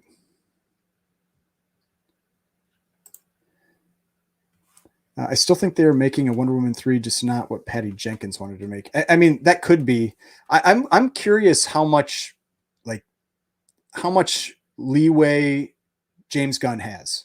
You know, like how much power are they giving him to cancel things, to change things, you know, that kind of stuff, or is he having to work within some very specific confines? I'd be interested to know. I mean, I liked Suicide Squad. I thought that was a really fun movie. I've said this a number of times. Guardians of the Galaxy 1 is my favorite Marvel movie. I love that movie. 2, not as much. 2 is fun, but there are things I didn't like about it as much. Just a few little things, but I'm really excited for number 3. That trailer got me excited for that movie. I'm nervous, like when you see like Peter Quill crying, I'm like, oh God, are we gonna have like Rocket die or what's going on with this one? But yeah, I'm very excited for that one. I'm really excited for Ant-Man. I think it's mostly for Kang. I'm really looking forward to how that role is played, because I was really impressed with just a little bit we got of him in Loki. That was some of the best Marvel content we have had in years. Was that like 4 minutes with Kang in Loki? I loved it, and so I'm really excited for that. Yeah, I mean, I'm curious how this one came to be. Like, if it was one person that had almost like a full run, basically, of Captain America. I didn't check. I mean, maybe this was a full run. I didn't check if it had every single number. But if somebody had almost a full run of, actually, it wouldn't have been, because I think I said it was like 47. What was it? It went from, let's see, it went from 92,054 to 92,119. So that's 50. So it's like 69 or 70 issues. So I mean, out of 78, that is almost the full run. I think there was 1 or 2 doubles though in here. So, but still, almost the full run of Cap. That's incredible. That's like, I know there are some people like New Force Comics. If you ever follow them on Instagram, I think he had a full run of Marvel Mystery at one point. I mean, stuff like that where you're just like, wow. Like, that's, not only is that insane to have been able to put together, but the value. I mean, I'm curious what the total value of all these Cap sales are by the end of this auction. I mean, because that's always one of the fun things over here is you can see the total sales for the auction. If you see where my mouse is right now, they're almost at 3 million. That includes the original art from yesterday as well. So yeah, just so much money. Where are they at now? So all right, so yeah, those the later caps are coming up. Where they jump into those like Captain America's Weird Tales and stuff. That's where you get that awesome Captain America 74. So definitely interested in seeing that one sell.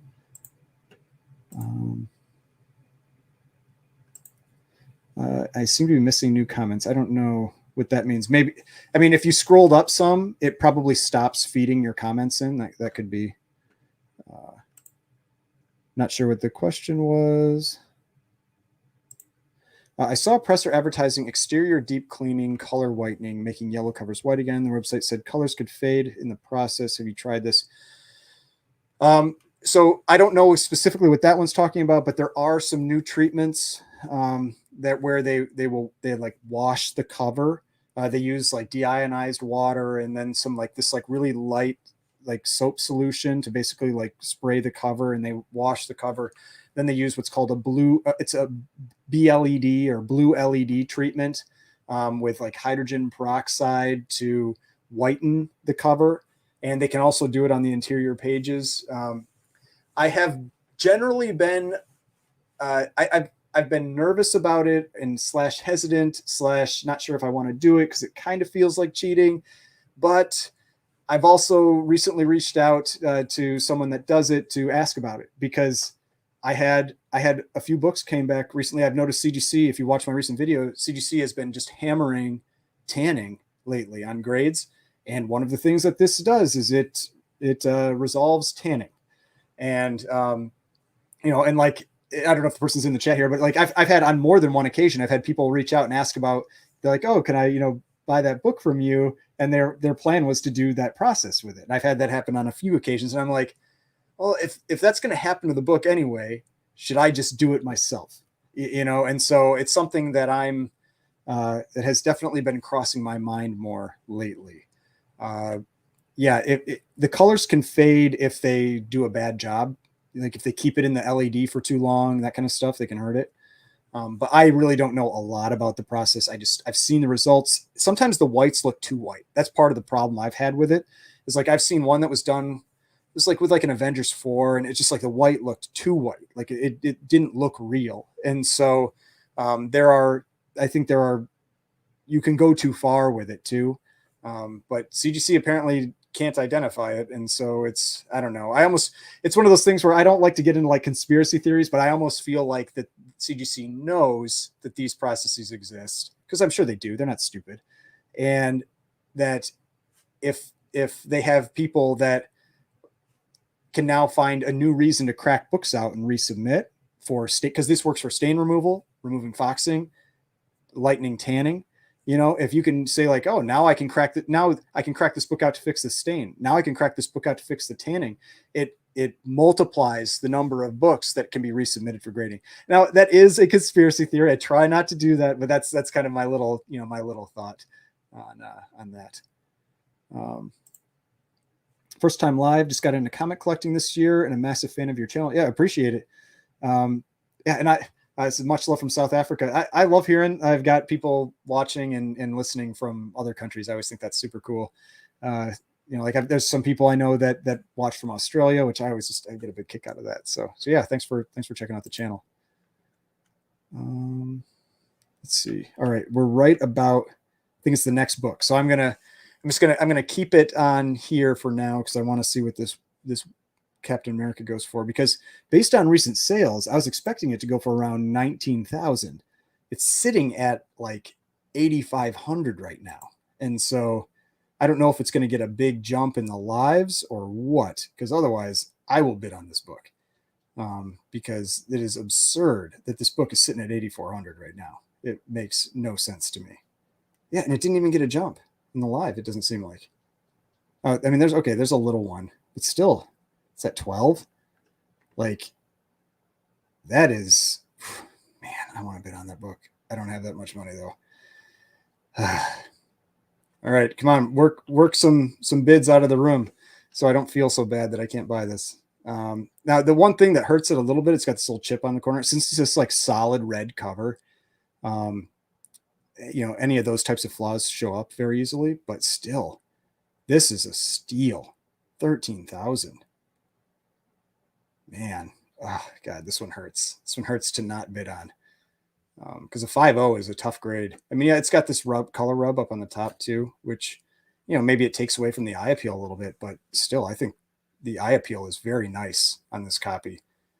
All right, a couple more bids. Now I'm not feeling as bad. All right, it's at 14.5, which is still an incredible deal. I mean, I'll actually go and show the GPA for this one and just kind of show you like this. I think the last sale of like a 4.5 was like 18. 18 or 17 or something like that. So yeah, whoever got that got a great price on that book. Let's go check that one out. So Captain America number 74. All right. So 74. So that was a 5-0. So yeah, 4-5, 19,000 in June. 5-5, 23,000, 22.8 in November. That one went for 14.4. Like stolen. Someone stole that book. If I like honestly, like if I had that money sitting right now, I'd been bidding on that book. That book got stolen. But yeah, you know, sometimes it happens. This one's going pretty strong. I had this one at 2,800. It's already up around 4,000. It's a cool cover too. I feel like this cover doesn't get the respect it deserves. It's really, it's like, it doesn't have Captain America on it. It's kind of like they jumped into horror for a little bit. And it's one of these like Captain America's Weird Tales books. But yeah, I think it's a cool cover. I like seeing this one get a little more attention. All right, let's jump back to the chat.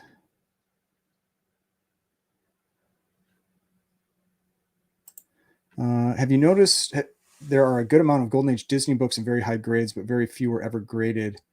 The other genres have far more graded. There are, honestly, from my experience, there are not very many Golden Age Disney in high grade for the early ones. Now, if you start getting later, you know, like if you're talking like Walt Disney's Comics and Stories, and you're down in the early issues, high grades are not common. Now, Heritage has had a couple weeks recently of very high grade copies available, but often what you'll find is that I wanted to watch this one too. I love this cover. This is this John Romita Sr. cover. This cover is incredible. A bit on that one, but let's see if my bid holds. I don't know if it will. Nope. All right. I think I'm gonna let it go. All right, I'm gonna let it go. But that's one of the things you'll often find is that you'll see, like, I've seen this a number of times, and I think what causes it is you have people that see a book sell for a big number, and then a few other copies get pulled out, kind of like pulled out of the woodwork because of it. And then people think like, oh, those are common. You're not gonna, I see those a lot, but then they won't come up for sale again for like 5 years. And so high grades in those early Disneys, really, they are not that common. From my experience, I rarely ever see them. It's just, I have seen a couple weeks of it on Heritage, which has been interesting that they've had a couple weeks of some high grade raws and some high grade graded copies.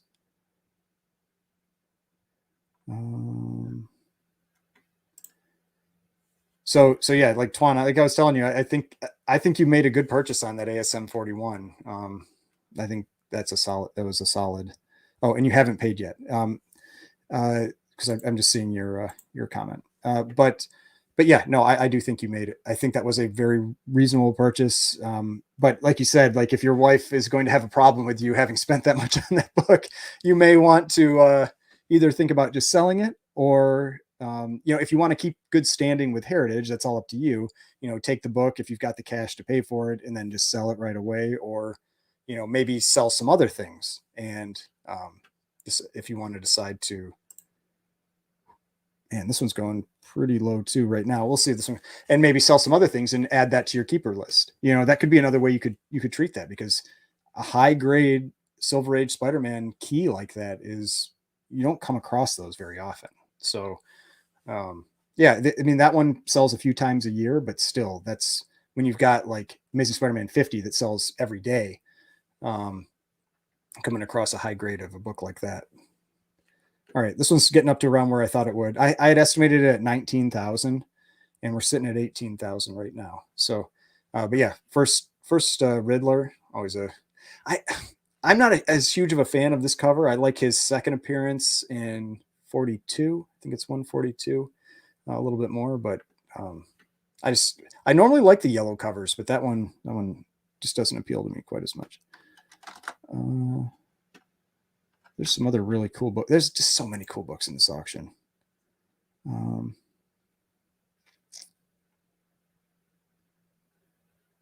What do I think of the Mickey Mouse books? I mean, it all depends. I'd say with Disney, they get extremely common as you get later on, because they were very high prints. And I think a lot of them that you tend to find them, or they're regularly available on eBay. But it's when you get to the earlier stuff, the World War II era stuff, that's what, to me, with Disney, World War II and earlier is really what, if you're looking for kind of maybe some more like investment or whatever you want to call it type books, that's more what you want to target. Like that's why I recently picked up the Walt Disney's Comics and Stories #1. That's on my keeper list. Then there's like some War Bonds covers that are some real great books to get from that World War II period. And then if you get like into the 30s, that's a whole nother side of it. Man, this one is super cheap. So if you're not familiar with this is the first appearance of Black Canary. Such a weird cover. You got Flash on the cover punching a dinosaur. I have no idea what's going on the interior of this book. No idea. But okay. All right.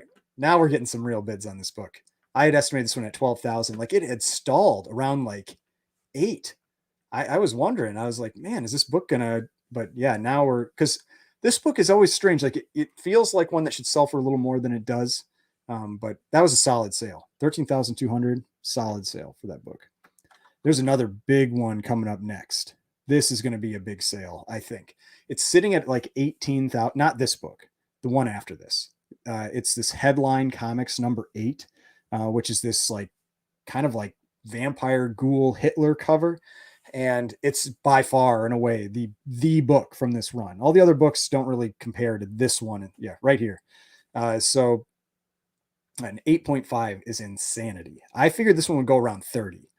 All right, yeah, and so we got a big jump there. So it's already up at 26,400, and I wouldn't be surprised if it gets a couple more bids. Yep, there we go. All right, and we're already over 30. We're at 31,200 now. So yeah, definitely. Yeah, so it's okay. They say it's a genie. Yeah, World War II. I just feel like he's got like these claw fingers and everything. So I always figured I always call him like a vampire, but yeah, I guess he's a genie. But yeah, no, so I'm not shocked by this sale. Like I said, I figured 30,000, and you do not see this book in this. I don't think it's ever sold in this grade before. I know the man behind the red hood, if you follow him on Instagram, he's got a 9.0 of that book. I think it's top of census. So yeah, just crazy. But yeah, that was cool. I wanted to see that one. That was cool. All right, so now we've got a little break of about 7 books. And then we've got the More Funds that come up. And if you're not familiar with the More Fun run, that's one of the DC runs where they introduced a lot of characters, including Spectre and Dr. Fate and Aquaman and Green Arrow and Speedy. Just some major keys in the More Fun run. So those would be cool to see.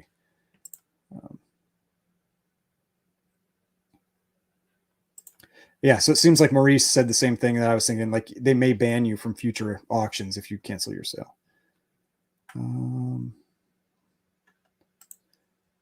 Yeah, that Cat 46. That was a big sale. I don't know. Was that you bidding on that, Evan? I know you you bid on some of that stuff, so it'd be interesting. And yes, we talked about the Cap 3. If you weren't on earlier when we were when the Captain America started. I had estimated that one at 100,000. I think it went around 80 or 90.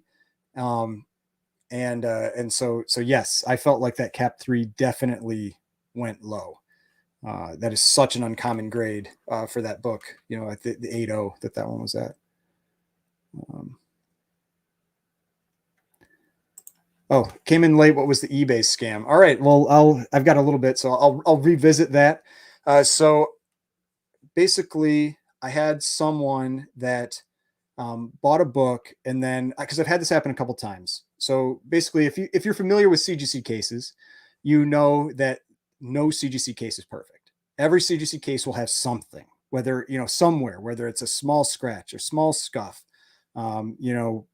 cracks are another thing. If it's cracked, you should always report on this on the listing if the book is cracked. But so what this person did was they bought the book and then it showed up and then they messaged me and they take this like super zoomed in picture of like something that's like, if you can see, it's like this big, like, I mean, literally a millimeter, and they're like, oh, it has these scuffs. This needs to be reholdered. I want you to give me money for the reholder or I'm returning it. And I said, no, I'm not paying for a reholder for that. Like, that's insane. And basically I called them out immediately as a scammer, because I've had that happen before where I had someone where it was something like that. It was similar. It was like this big of a scratch on the back of the slab. And the person was like, I need to have this reslabbed. You need to pay for my reslab. And I was like, no. And so what they do is then they use they claim the book was not as described, and then they force the return. And so then I had to pay for the shipping of the book to them. I am then forced to pay for the return shipping too. And so then I'm out money and I'm out the time of the book being gone. Somebody else could have bought the book in that time, all that kind of stuff. And so that's what it is. It's this scam basically where the person knows that every CGC case has some type of flaw on it. And so if you can always try to force someone to give you money back once you get the book by saying, this isn't as described and I'm going to force you to take the book back if you don't give me money. And normally I give like if somebody, normally I just accept the return immediately and I'm just like, fine, whatever. This one, at first I was going to fight it, but then I was just like, after I had thought about it for about 10 or 12 hours, I was just like, no, I'm just going to accept the return. So then I accepted the return. And then, so I refunded them the $900, I think it was, for the book.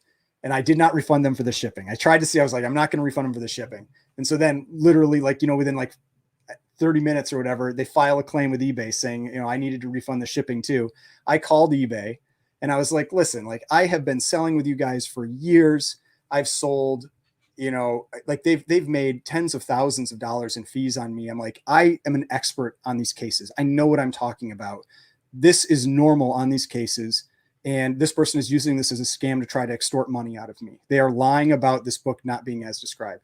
And the person on eBay was like, you've given the refund. They're like, we won't make you pay for anything else. It's covered. We'll handle it from here. And then this morning I wake up to an email from eBay saying, we've decided with the seller, we're taking $14 more from your account. And I'm like, you can't fight for me for one thing, one thing. And so it's one of those things where I do, on average, I really do like selling on eBay. I think it's pretty painless and all that, but man, do they not back their buyers or their sellers. They do not back their sellers one bit. And, it's like I said, they've made tens of thousands of dollars in seller fees on me, and then they can't, fight for me for $14. That's just like, I mean, it's very frustrating. And that's why more and more I try to sell on, off eBay, like on Instagram. I tell people to reach out to me on Instagram. I'll give them a better price, there. And it's because I deal with this, and so, yeah, it doesn't happen often. On average, my experience are very good selling on eBay, but when it does, it doesn't make it any less frustrating. Yeah. Oh, great. Actually, there's that More Fun 52. You can see it is already up at $200,000 and the live bids have not started yet. I had estimated this one at 200,000. I thought that's what this one would go for. And it's sitting at 204 right now.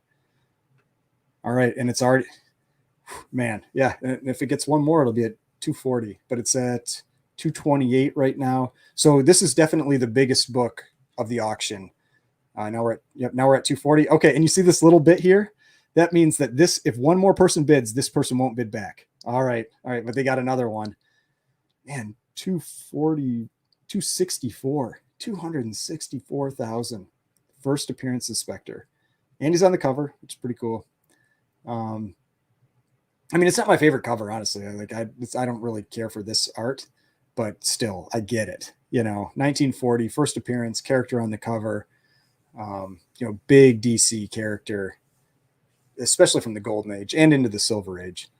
But yeah, 264 sold for even more than that Cap 1. Now the Cap 1 was only a 4 or a 4.5, can't remember. So it's not exactly 1 for 1. A Cap and an 8.5 would sell for a lot more than this, or a Cap 1 and an 8.5 would sell for a lot more than this. But still, I thought that was also the other thing that was interesting with this auction is that they had their featured books spaced throughout the auction. Usually they like put them at the beginning, you know, where you have them all kind of like selling together so all that money can be paying attention at the same time. But they didn't do that with this one. Oh yeah, I definitely want to disable. I do not want to accidentally bid on one of those books. Because next is another. Yeah, next one's just a cool Spectre cover. I like this next cover from the Spectre. This More Fun 54. I think it's a cool cover. When we get to that one. But yeah, no, like I said, I've seen those. I've seen the whitening. The results are very impressive. I'm a little, I don't know, with Golden Age, I'm a little afraid. I've seen people do it with Golden Age. I'm a little afraid of like, if a spine is more fragile, if it's going to tear worse, you know, will they have trouble reattaching the staples, all that kind of stuff. So here's that, the classic Spectre cover. This is a cool one. Now I had estimated this one at 31,000 and it's right there right now. It's at 31,200. So it's right where I thought it would go.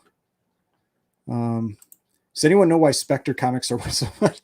Honestly, I don't know. I don't know what. I think it's just because he is still somewhat relevant. That plays a big part, and he's one of the earliest DC heroes.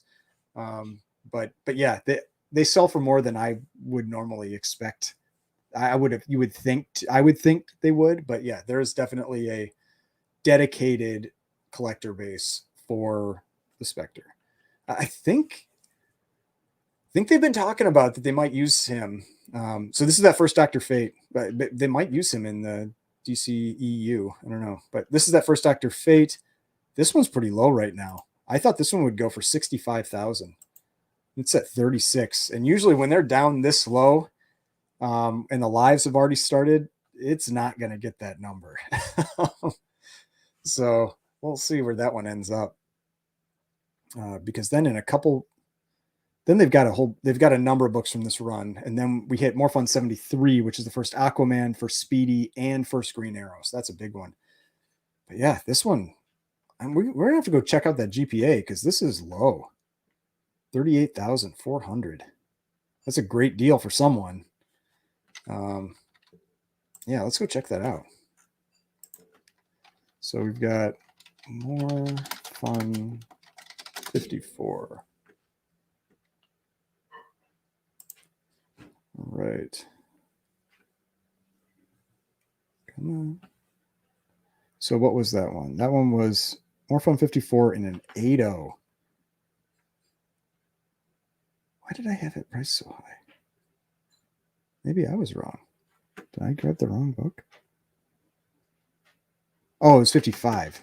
That's why.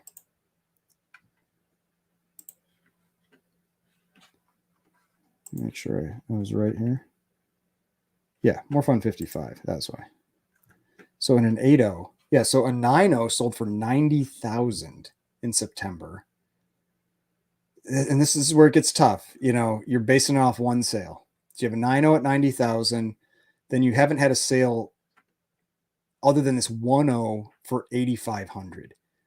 But if you extrapolate out like 8,000 per point, you know, this one here is at 10,000 a point.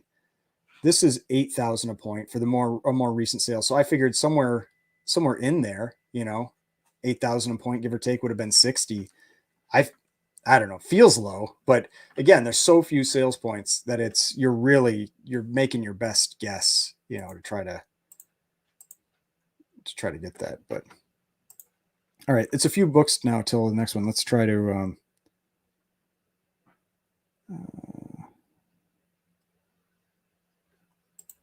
yeah, Spectre is popular, but it's a rare book. Yeah. I mean, these early DCs, especially the More Fun run, is, I mean, like Superman Action, you might see those a little more often, but More Fun, you do not see those come, or I don't personally see those come up for sale hardly ever.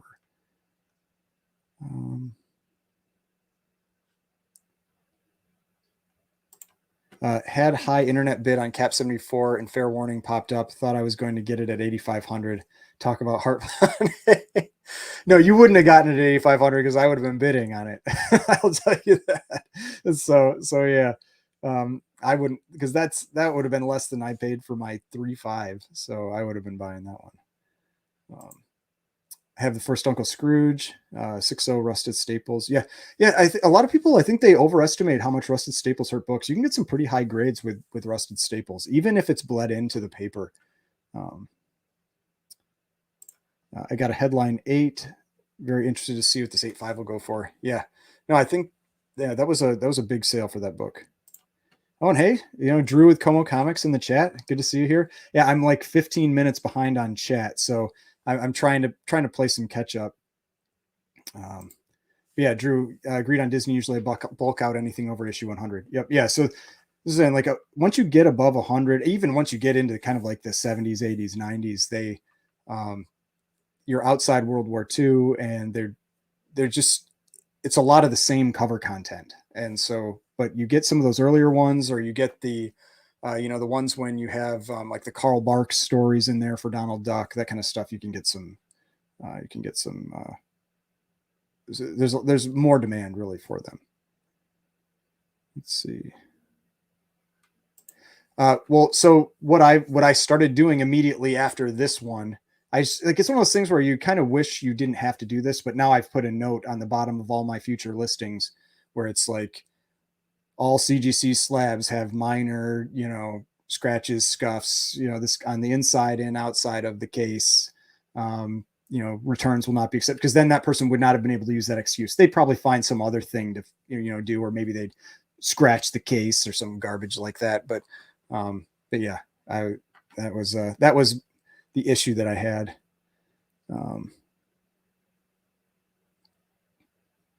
Let's see. Unless I get it slabbed, I mark most, if not all listings I sale as used. Probably hurts the sale a bit, but weeds out the oversensitive perfectionist. Yeah, I mean, honestly, like that's where I'd had one person comment. They're like, well, maybe they weren't a scammer, or maybe, they just, they want it to be perfect or something. And I'm like, the effect is the same. It's still them trying to force a return on something or force money out of someone when it's not reasonable. The effect is the same. If you are buying slabs and you have that type of like OCD where you can't have any little thing on there, well, one, you will never find a slab that meets that criteria. But say you're okay with it on the back, like you need to buy your slabs in person. Just go to shows or something. You can't. Don't use eBay as your like place for window shopping. I'm not Amazon. Like, me having to pay for your returns eats into my my like small business costs. Like, that's one of those things. Like, I don't have a bulk shipping deal with USPS or any of that kind of stuff. Like, that kind of shipping costs quite a bit. And I mean, like, if I'm shipping out to like California, it costs me like $17 now. I mean, it's really pricey. And that's each way. Like, if I have to handle a return. And so, yeah, it's like, I think people don't think about that, or they're so used to Amazon, instantly being able to do returns and not worrying about it. It's like, I'm not a, $1 trillion company.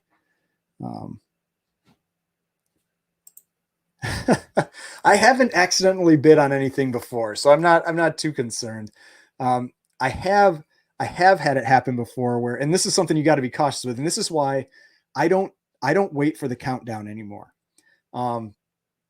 I used to always wait for, the countdown, and you try to like play like the mind games with people where you let it get down to like 1 second and then you bid so that they thought they were going to get it. And then maybe they'll give up out of frustration.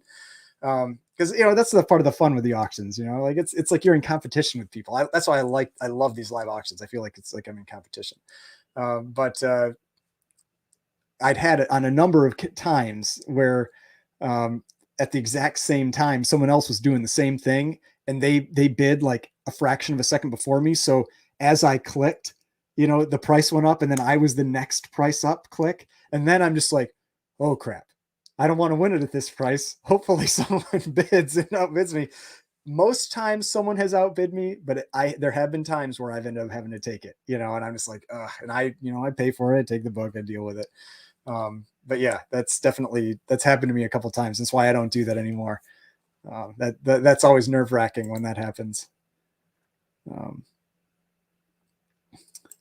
yeah, I like to live dangerously with my mouse going over the bids. But I think up next, next is the More Fun 73. So that one, so this unassuming cover is the first appearance of Aquaman, Green Arrow, and Speedy. This book, I had the high sale, the record was 55,000. I had estimated to go for 80. Right now it's low. I mean, it's sitting at like 52.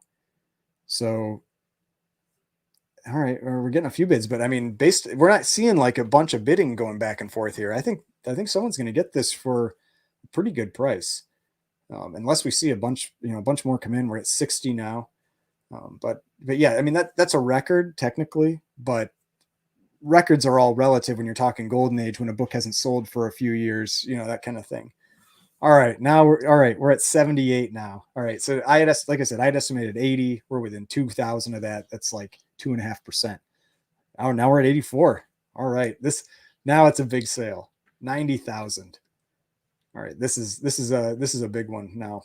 So 90,000 for first Aquaman. And I've talked about this with a lot of people. Like, this book used to be, nobody cared really about it. Aquaman wasn't.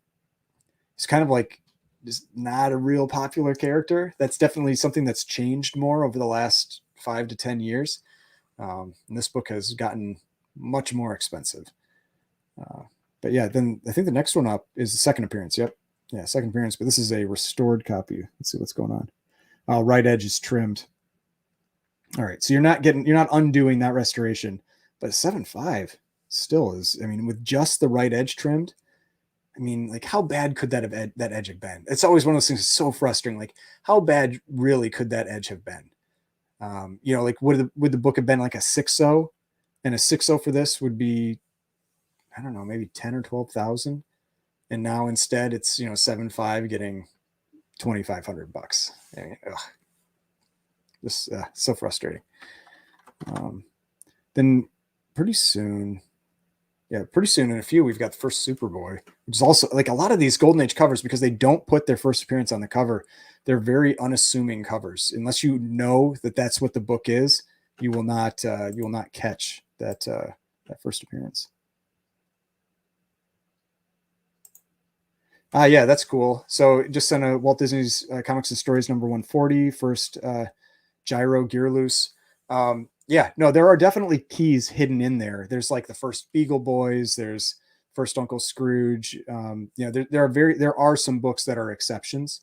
But yeah, that would be one of them. I know that book has gotten a little pricier, probably because a lot of the people like me that grew up watching like DuckTales, or would it have been on DuckTales? Yeah, I think watching DuckTales, and you recognize those characters, and so this is like, oh, that's that first appearance. How do I insure shipments? I have dealer insurance that covers my shipments. So that's how I do it. I used to buy the insurance individually for every sale, and then I looked at how much dealer insurance costs and how often I sell, and for me, my not having to buy insurance on the shipments saved. I always had insurance. I just didn't have the dealer insurance that covered shipments. And just this last year, I got dealer insurance, but not having to buy insurance on my shipments more than covered the difference in cost. So it was well worth it for me to buy that. So that's how I do it. I have dealer insurance through, I don't even remember what the company is, Collect Insure or something like that. But yeah, that's how I do it. Oh, yeah. All right. We got Kamikaze in here too. So Kamikaze and Como Comics. Yeah. Yeah. Yeah. And see you later, Drew. Thanks for stopping in for the live. And speaking of Disney, what do you think of Mickey Mouse Magazine #1? I mean, I know it's a huge book. I've never owned one. Like I said, if you were on the chat earlier, I picked up a Mickey Mouse Magazine 3 recently, the dairy one, where it's like the promotionals that they send out to different dairies. But yeah, I know Mickey Mouse Magazine #1. I think it's 1933. Has Oh, shoot. Did we miss it? No, it's the next one. Yeah. So the next book coming up is, but yeah, no, I mean, that's a huge book. I think it's a small one, isn't it? So it's not a huge book. It's a small book, but yes, an expensive book. But this is first appearance of Superboy. This Green Arrow and Speedy cover. But yeah, so if you ever see this one, if you happen to come across this book somewhere, I had estimated this one at about 4,000. So it's a little low. It's around 3,500. But oh, all right, now we're at 36. I mean, the record for this one was 3,000, so it's a record regardless. But all right, now we're getting a couple more bids. But yeah, a lot of these Golden Age books, you have to have the cover recognized, because otherwise you won't realize what that book is. And there's some cool books coming up. This Our Flag #1, which I think is like a Nazi World War II cover. Yeah. So there's this. Yeah, you got the skeleton Nazi guy.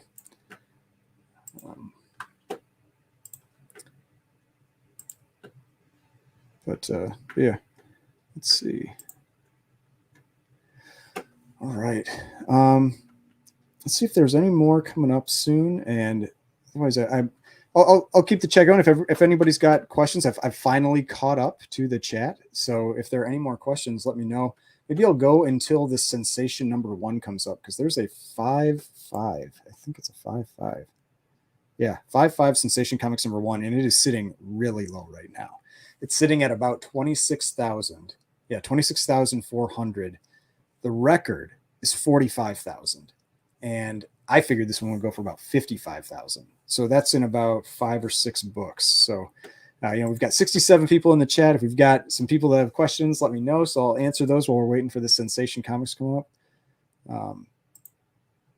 Yes, I picked it up in the Comic Link auction. They had a couple different issues.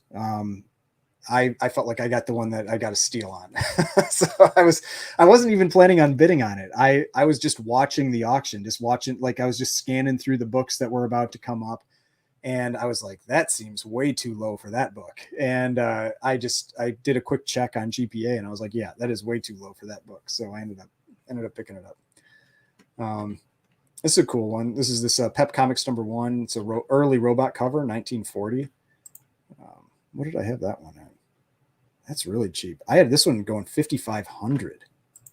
Man, I'm tempted to bid on that. First appearance of the Shield. That is so. This feels cheap. This feels really cheap to me. All right, I want some people to bid on it so that I don't feel like I should have. All right. I feel better now. It's at 4,200 at least. It still feels too cheap to me, for Pep Comics #1. Pep Comics is great. There are some really cool covers in this one. You also got first appearance of Archie and all that stuff in here, first Veronica and all that. And so yeah, there's some really cool books in here. I'd love to get some of those early Archies at some point. That it's always the tough part with some of these, because like you've got these characters that aren't really around anymore, like the Shield and that, but Archie is definitely still around. So that's why if I was gonna be buying early Pep Comics, Archie is what the ones I would be targeting. I mean, the World War II covers are also, those inherently have some demand, but I prefer if I can, I prefer characters that have been around, that are still around, that are still in use today. Yeah, yeah. I think I paid around 800 and some bucks for it, and I value it around 1,600 because it's also top of census. I mean, it's a 7.5 white pages from 1934, like tied top of census. I mean, that's insane to me. Like that just felt crazy to me. I'll throw in a question: are Heritage's raw grades trustworthy? You should be able to grade yourself. It's hit and miss. Now, on average, I would say their grading is good. When I've sent in books that I bought from them raw to get graded, in most cases it hits the grade or does a little better. But I'm also buying the books based on my estimate of that book. Like if I see one that's overgraded, I'm not bidding on it, or I'm going to bid on it based on the grade I think it is. So my data is probably a little skewed because I'm specifically trying to buy books that I feel they've undergraded or that they've graded properly and I maybe get for a deal. So if you're buying raws, I do highly recommend, like buying raws from here, I do highly recommend doing your own evaluation of it. They provide front and back covers. If you're buying the lots where they're selling multiple books, you can't see the back covers. So that's a different story. But if you're buying raws and it's a single book, do your own evaluation. I also highly recommend always clicking on the listing and reading the listing, because it's like 50-50. Sometimes they'll say, if it's a restored book, they'll say apparent and then the grade. And so that it's restored, but sometimes they don't. And so you won't know that it's restored unless you click and read the description. So if you are buying a raw book, always, always, always read the description, because that's the only way you'll know if there's restoration for sure. Yeah, I bought one. Earlier I bought the All-Star Comics 460 white pages earlier in this auction. So I did buy one book. I wasn't really planning on, I didn't think I was going to bid on anything, because I bought some books at a local con this morning. So yeah, Evan, I think you'll like this one. This was one that I picked up. So yeah, I picked up this guy, this crime suspense stories. It says $750. I paid $700. We worked, he worked with me a little bit, but this is a nice copy. This is a really nice copy. This is this Johnny Craig cover. I'll have to take he let me flip through it and everything, so I got to take a close look at. Pages are really nice. I don't know if it'll get white, but it'll be close. I think it has a shot at white pages. I mean, I could see this book. Man, I'd have to look close again. I think it might be in the sevens. I mean, it's really nice. And for an EC, for a Johnny Craig cover, like a cool pre-code cover like this, it's a cool one. I'm super happy with that purchase. Oh, the Sensation one is up. Oh no. All right, there we go. All right, so Sensation one is up. Yeah, thanks. I just saw the comment. So this one, like I said, it's going for 38.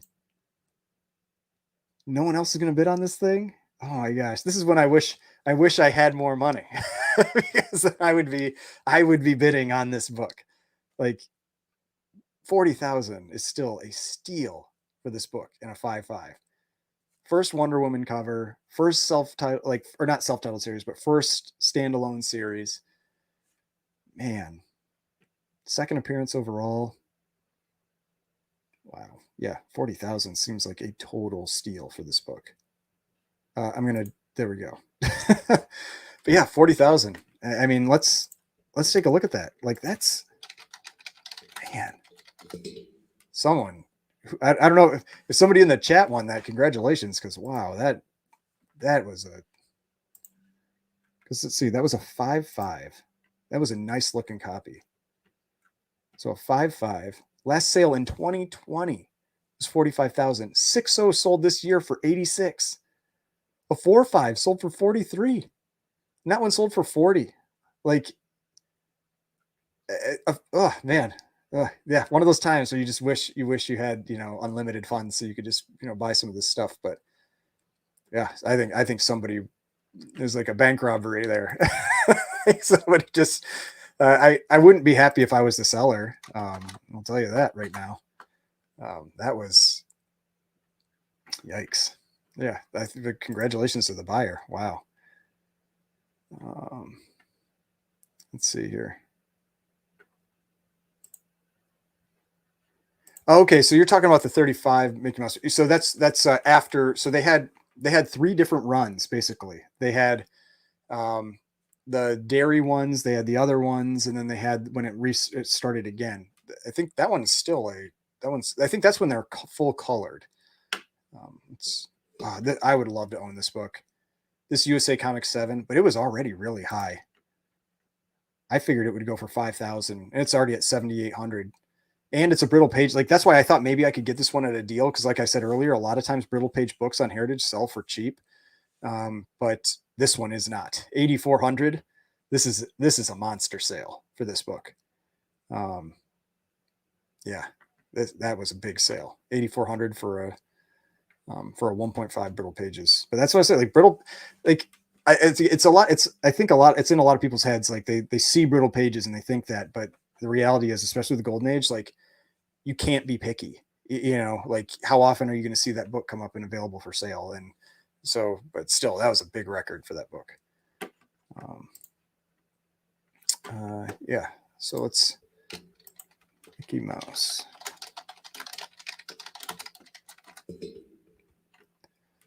So I think it's this one, right? Yeah, the 35. So yeah, these are these ones from 33 and 34 where they're like all just red and white.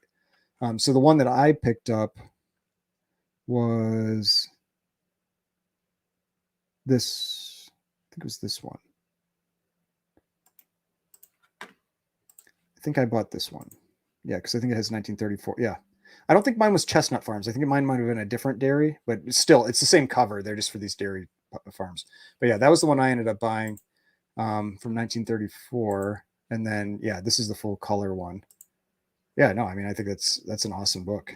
I don't know I don't know honestly what the price is on it. But I mean, it's when you have these books that are like the start of things, like from the 30s, like I mean, those are very significant, very significant books. This is a big book too. This is a cool Wonder Comics #1. I had this one going for 3,400. Wow, what is that now? Like 5,500. Yeah, that is a strong sale for that book. 5,500. Or what was the final bell? Yeah, 5,520. Yeah, no, that I know somebody I was talking to, or that I talked to, that picked up a copy recently, and I think he'll probably be very happy with that sale. I think he's going to be really happy with that sale. What is the best online price guide to use in your opinion? So it depends on what you want to use it for. So I use all three. I have Cover Price, GPA, and Go Collect. And for quick, like for bulk grading, GPA is the one that I use. I mean, you see me using it all the time on here. It's just they tend to have a lot. Here's a Wonder Woman 1. That's an awesome book too. I said this was someone asked earlier in the chat. What was my favorite? If would I pick a Wonder Woman 1, Sensation 1, or All Star 8 if they're all the same value? And I had said my favorite is the Wonder Woman 1 for the cover. I like that cover. That I don't know if that's cheap or not. Yes, that seems very cheap. I had this one. The record was 57,600. I had it going for 45, and it's sitting at like 27 right now. It's like all the Wonder Woman stuff's going cheap right now, which is it just because they said they're going to cancel Wonder Woman 3? I mean, that would be crazy to me that a book of this caliber would take that type of hit because of Wonder Woman 3 being canceled. Like, I don't know. But yeah, I think this is an awesome cover. I'm a little biased. I have my 0.5. I have an incomplete copy. It's missing like 2 center wraps, but this is also a pretty cool cover. These Red Skull Young Allies covers. Oh no, I didn't price this one. All right, let's see. But yeah, back to the price guides. So like, if you want something for that's a price guide and for like collection management, Cover Price. And for all awareness, like I haven't done anything for a little while, but I used to do some support for Cover Price. Like I would write some articles and things. So, but in terms of like the UI, the user interface, and for like pricing your collection, that kind of stuff, Cover Price is the way to go. For like just like nose to the grindstone pricing, which is what I have to do a lot of the time when I'm pricing hundreds of books a week. GPA is the one that I like to use. But Go Collect used to be my go-to. Then they made some updates to their site a couple of years ago, and I really didn't like it. They fixed a lot of them, not all of them, but you can see, I do like, there are things I like about Go Collect, and I've talked about this before. One of the things I really like is, let's see, that with Go Collect, you can, so if say I click on this search here, it's all the last sales.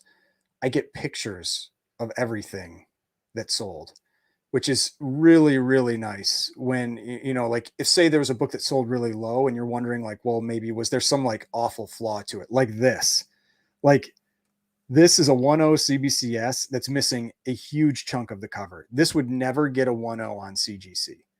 This would get a 0.5. Guarantee you this would get a 0.5 on CBC. But like if you were looking at, say, GPA doesn't pull in CBCS, but maybe you're looking at something else, and you couldn't see this picture. Like pretend this was a CGC book and it was a 0.5 and it went lower than all the other 0.5s, and you're wondering why. If you didn't see that picture, you wouldn't know. But it's really nice to be able to see those pictures so you get an idea. And so that's one of the big pluses to me with Go Collect. Now Go Collect has made changes lately where they look like GPA now. They added these charts and things, and the charts used to be they didn't look good, but this actually looks pretty good. They've improved it quite a bit, I think, based on probably a lot of feedback. It's running faster now. It used to be for every sales point it was an individual dot. It looked terrible, but now they've got it as a line, which is much better. So yeah, I mean, I do like that they pull in the CGC census data. That's always real convenient that I don't have to go to CGC's site to get that. They all have value. If you are, like I said, pure pricing, GPA, collection management, cover price, and for me, like I said, like I buy and sell a lot every month. I mean, these subscriptions total cost me like $20 a month. That is well worth it. And it's a business expense. It's like, I don't know, it's well worth it to me to have all of those. Oh yeah, I know there was a first Veronica that sold. So this comment here, only seen PEP 26 one time since 2012. It sold this year. It was a recent auction. It was an auction I was watching, and I know I threw a bid in on it. I wanted that book. I thought that would have been super fun to have. Let's see. PEP. So PEP 26.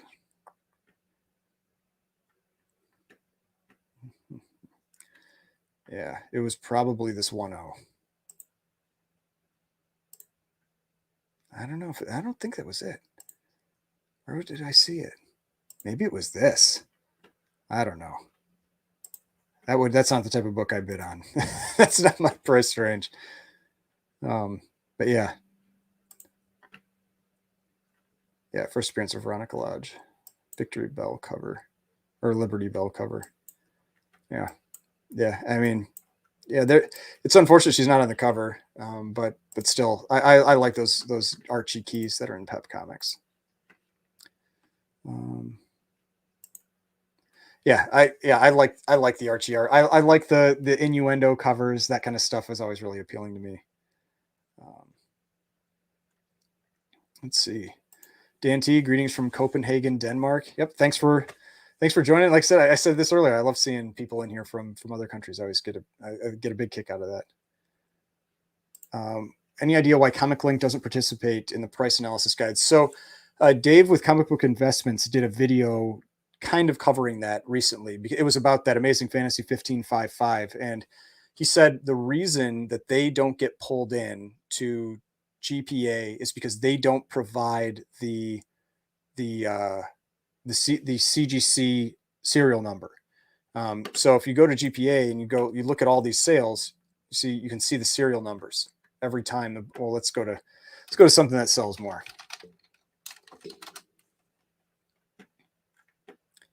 So if we go to Amazing Fantasy 15,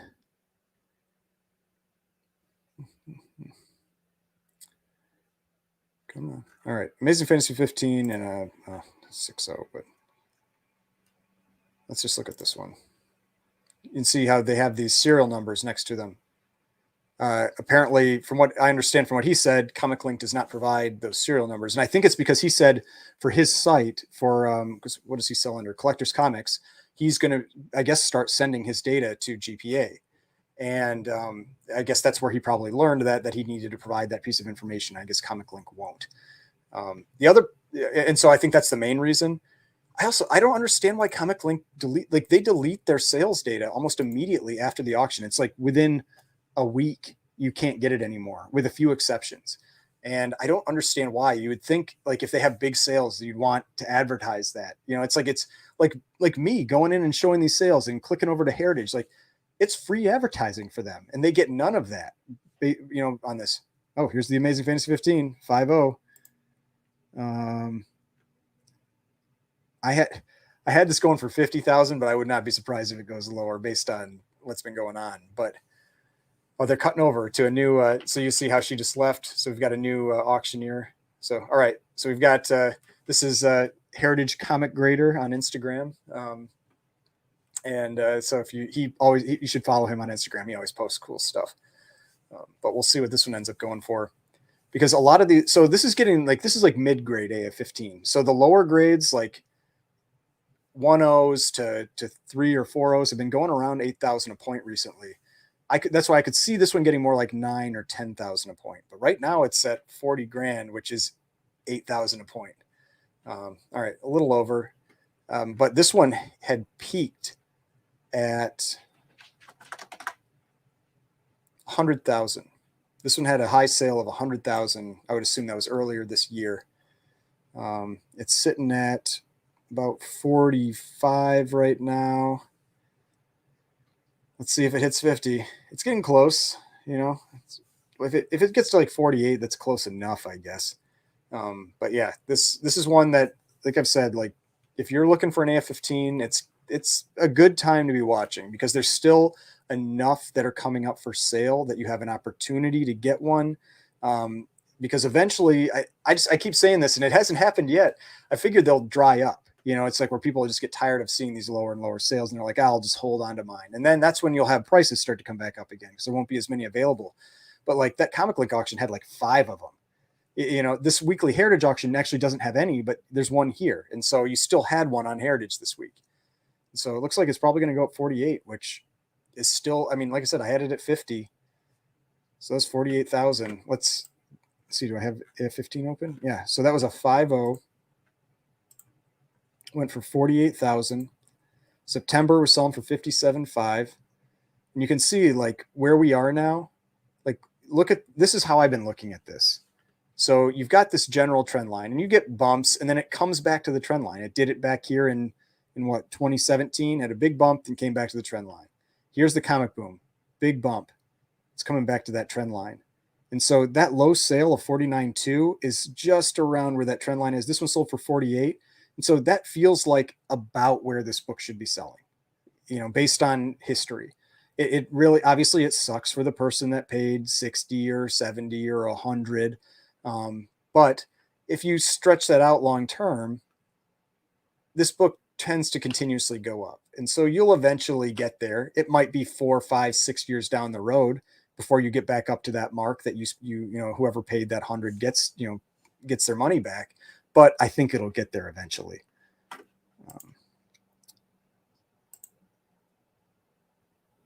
All right. Let's see here.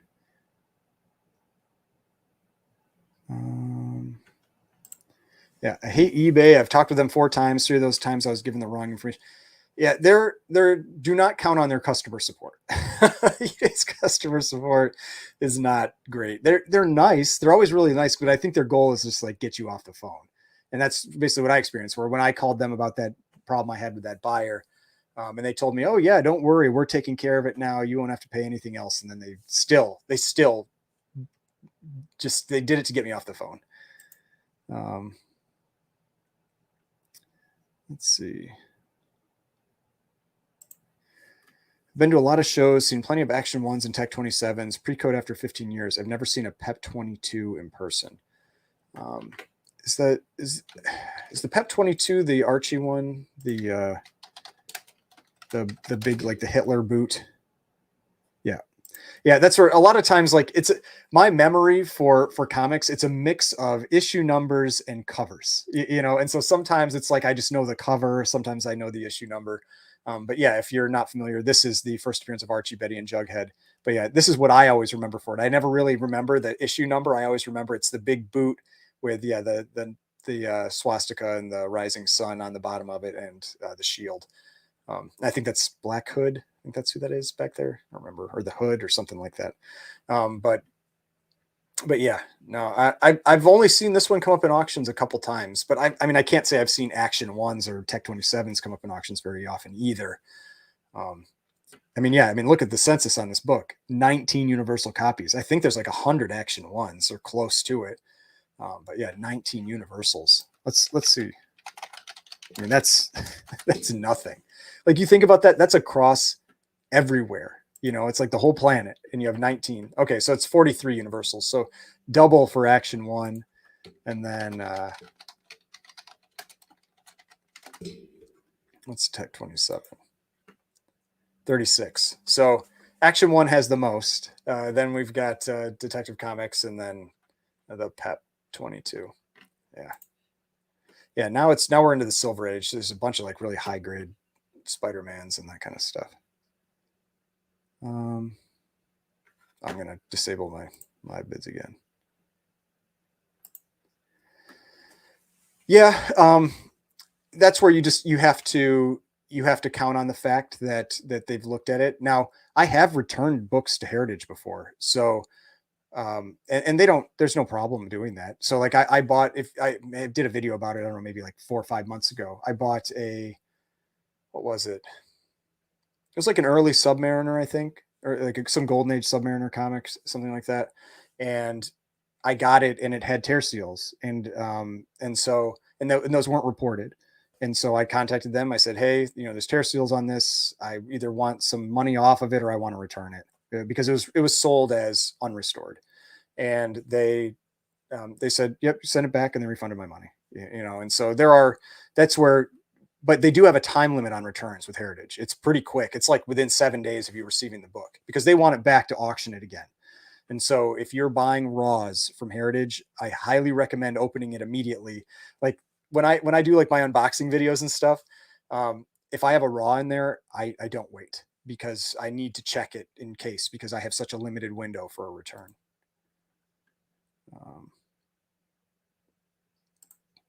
So this one, so Cap 3 is the first Stanley work but I think Cap 8 is like the first full story. It's something like that. I don't remember the exact difference, but I know Cap 3 is the first Stanley work in comics. And I think Cap 8 is maybe the first full story, but I don't. Oh, okay, then okay, you corrected. First you said Cap 3. All right, yes. Yeah, so Cap 3 is the first, but there's something later that it's like a first full story. And I saw someone actually, there was an article, either an article or a post about it recently. I just don't know which issue it is. But yeah, Cap 3 is the first story. And yeah, hey Dan, thanks for joining. I'm actually probably going to be ending the stream pretty soon. We've been on for a little over 2 hours. I don't think my wife wants me to be on here, because I take over the space when when I'm on here for this long, so I feel kind of bad. But yeah, really appreciate it, Dan. Make sure to go follow him. He's got a lot more followers than I do. He has some incredible interviews with lots of really cool people. So definitely jealous about all the people he gets to talk with. But yeah, no, appreciate it. My prior comments make no sense since they cut off. I was talking about page count concerns when only covers from. Yeah, and that's why. So whenever I get a raw book, the first thing I do is I count the pages. I mean, every single time. And so it's just, now it is important to make sure you always go check like that comics.org site, because if you're, especially with Golden Age, if you're dealing with like silver, bronze, modern, it's cover 8 pages, 8 pages cover. It's pretty much every single book. That's what it is. But Golden Age, all kinds of crazy stuff happened in the Golden Age. You've got these things called like half sheets, where you might think, like, you'll be flipping through the book and you might think that, oh no, a page was cut off, because you'll see is like, if you had a sheet of paper and you folded it and it had like a little lip on the bottom. Got a sheet of paper behind me, so I'll show you. So if you've got, so say this is a sheet, like a page from the book. Sometimes with Golden Age, to like conserve paper, especially during the war, you'd have pages that are called half sheets that would be stuck in, the staples would be here. And then on one side of the centerfold, basically you would have a piece of paper that would look like this, where it's just like cut off. And I remember so it's like this. I remember the first time I saw one, I thought a page had been cut out, but I was doing the page count and my page count was right. And so I was like, what is going on? I'm like, why are the page counts right? And I have this. And I talked about it in a video, and somebody made a comment. They're like, oh, it's called a half sheet. And then I went and looked it up and I found like there was like one CGC forum about a half sheet. Like it's this random stuff from the golden age that it's about who you know. So you can talk to someone that can give you that information, because otherwise there's nothing out there that tells you that stuff like this exists, where you have these half sheets that are in there. So there's things like that where there's just all kinds of crazy stuff. So what you'll have is, you can't just, for golden age, you can't just say like, I count halfway to the centerfold and expect it to be half the number of pages. That's not always true. Sometimes you count halfway to centerfold and there's more pages than are on the other half because of those half sheets. And that's why you can have some really obscure page counts in the golden age. So definitely you have to go to that comics.org. I don't remember which book it was that I had that. I think it was a Boy Comics. I think it was like Boy Comics 7 or 10 or something like that had that half sheet in there.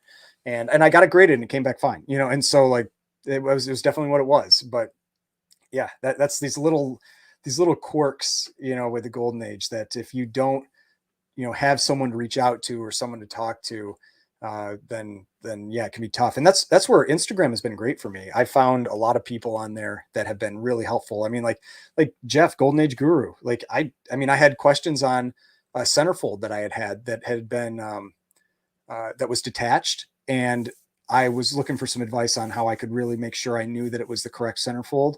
And he got back to me. He helped answer my questions. I reached out. There's another guy called My Key Comics on Instagram that was really helpful for me.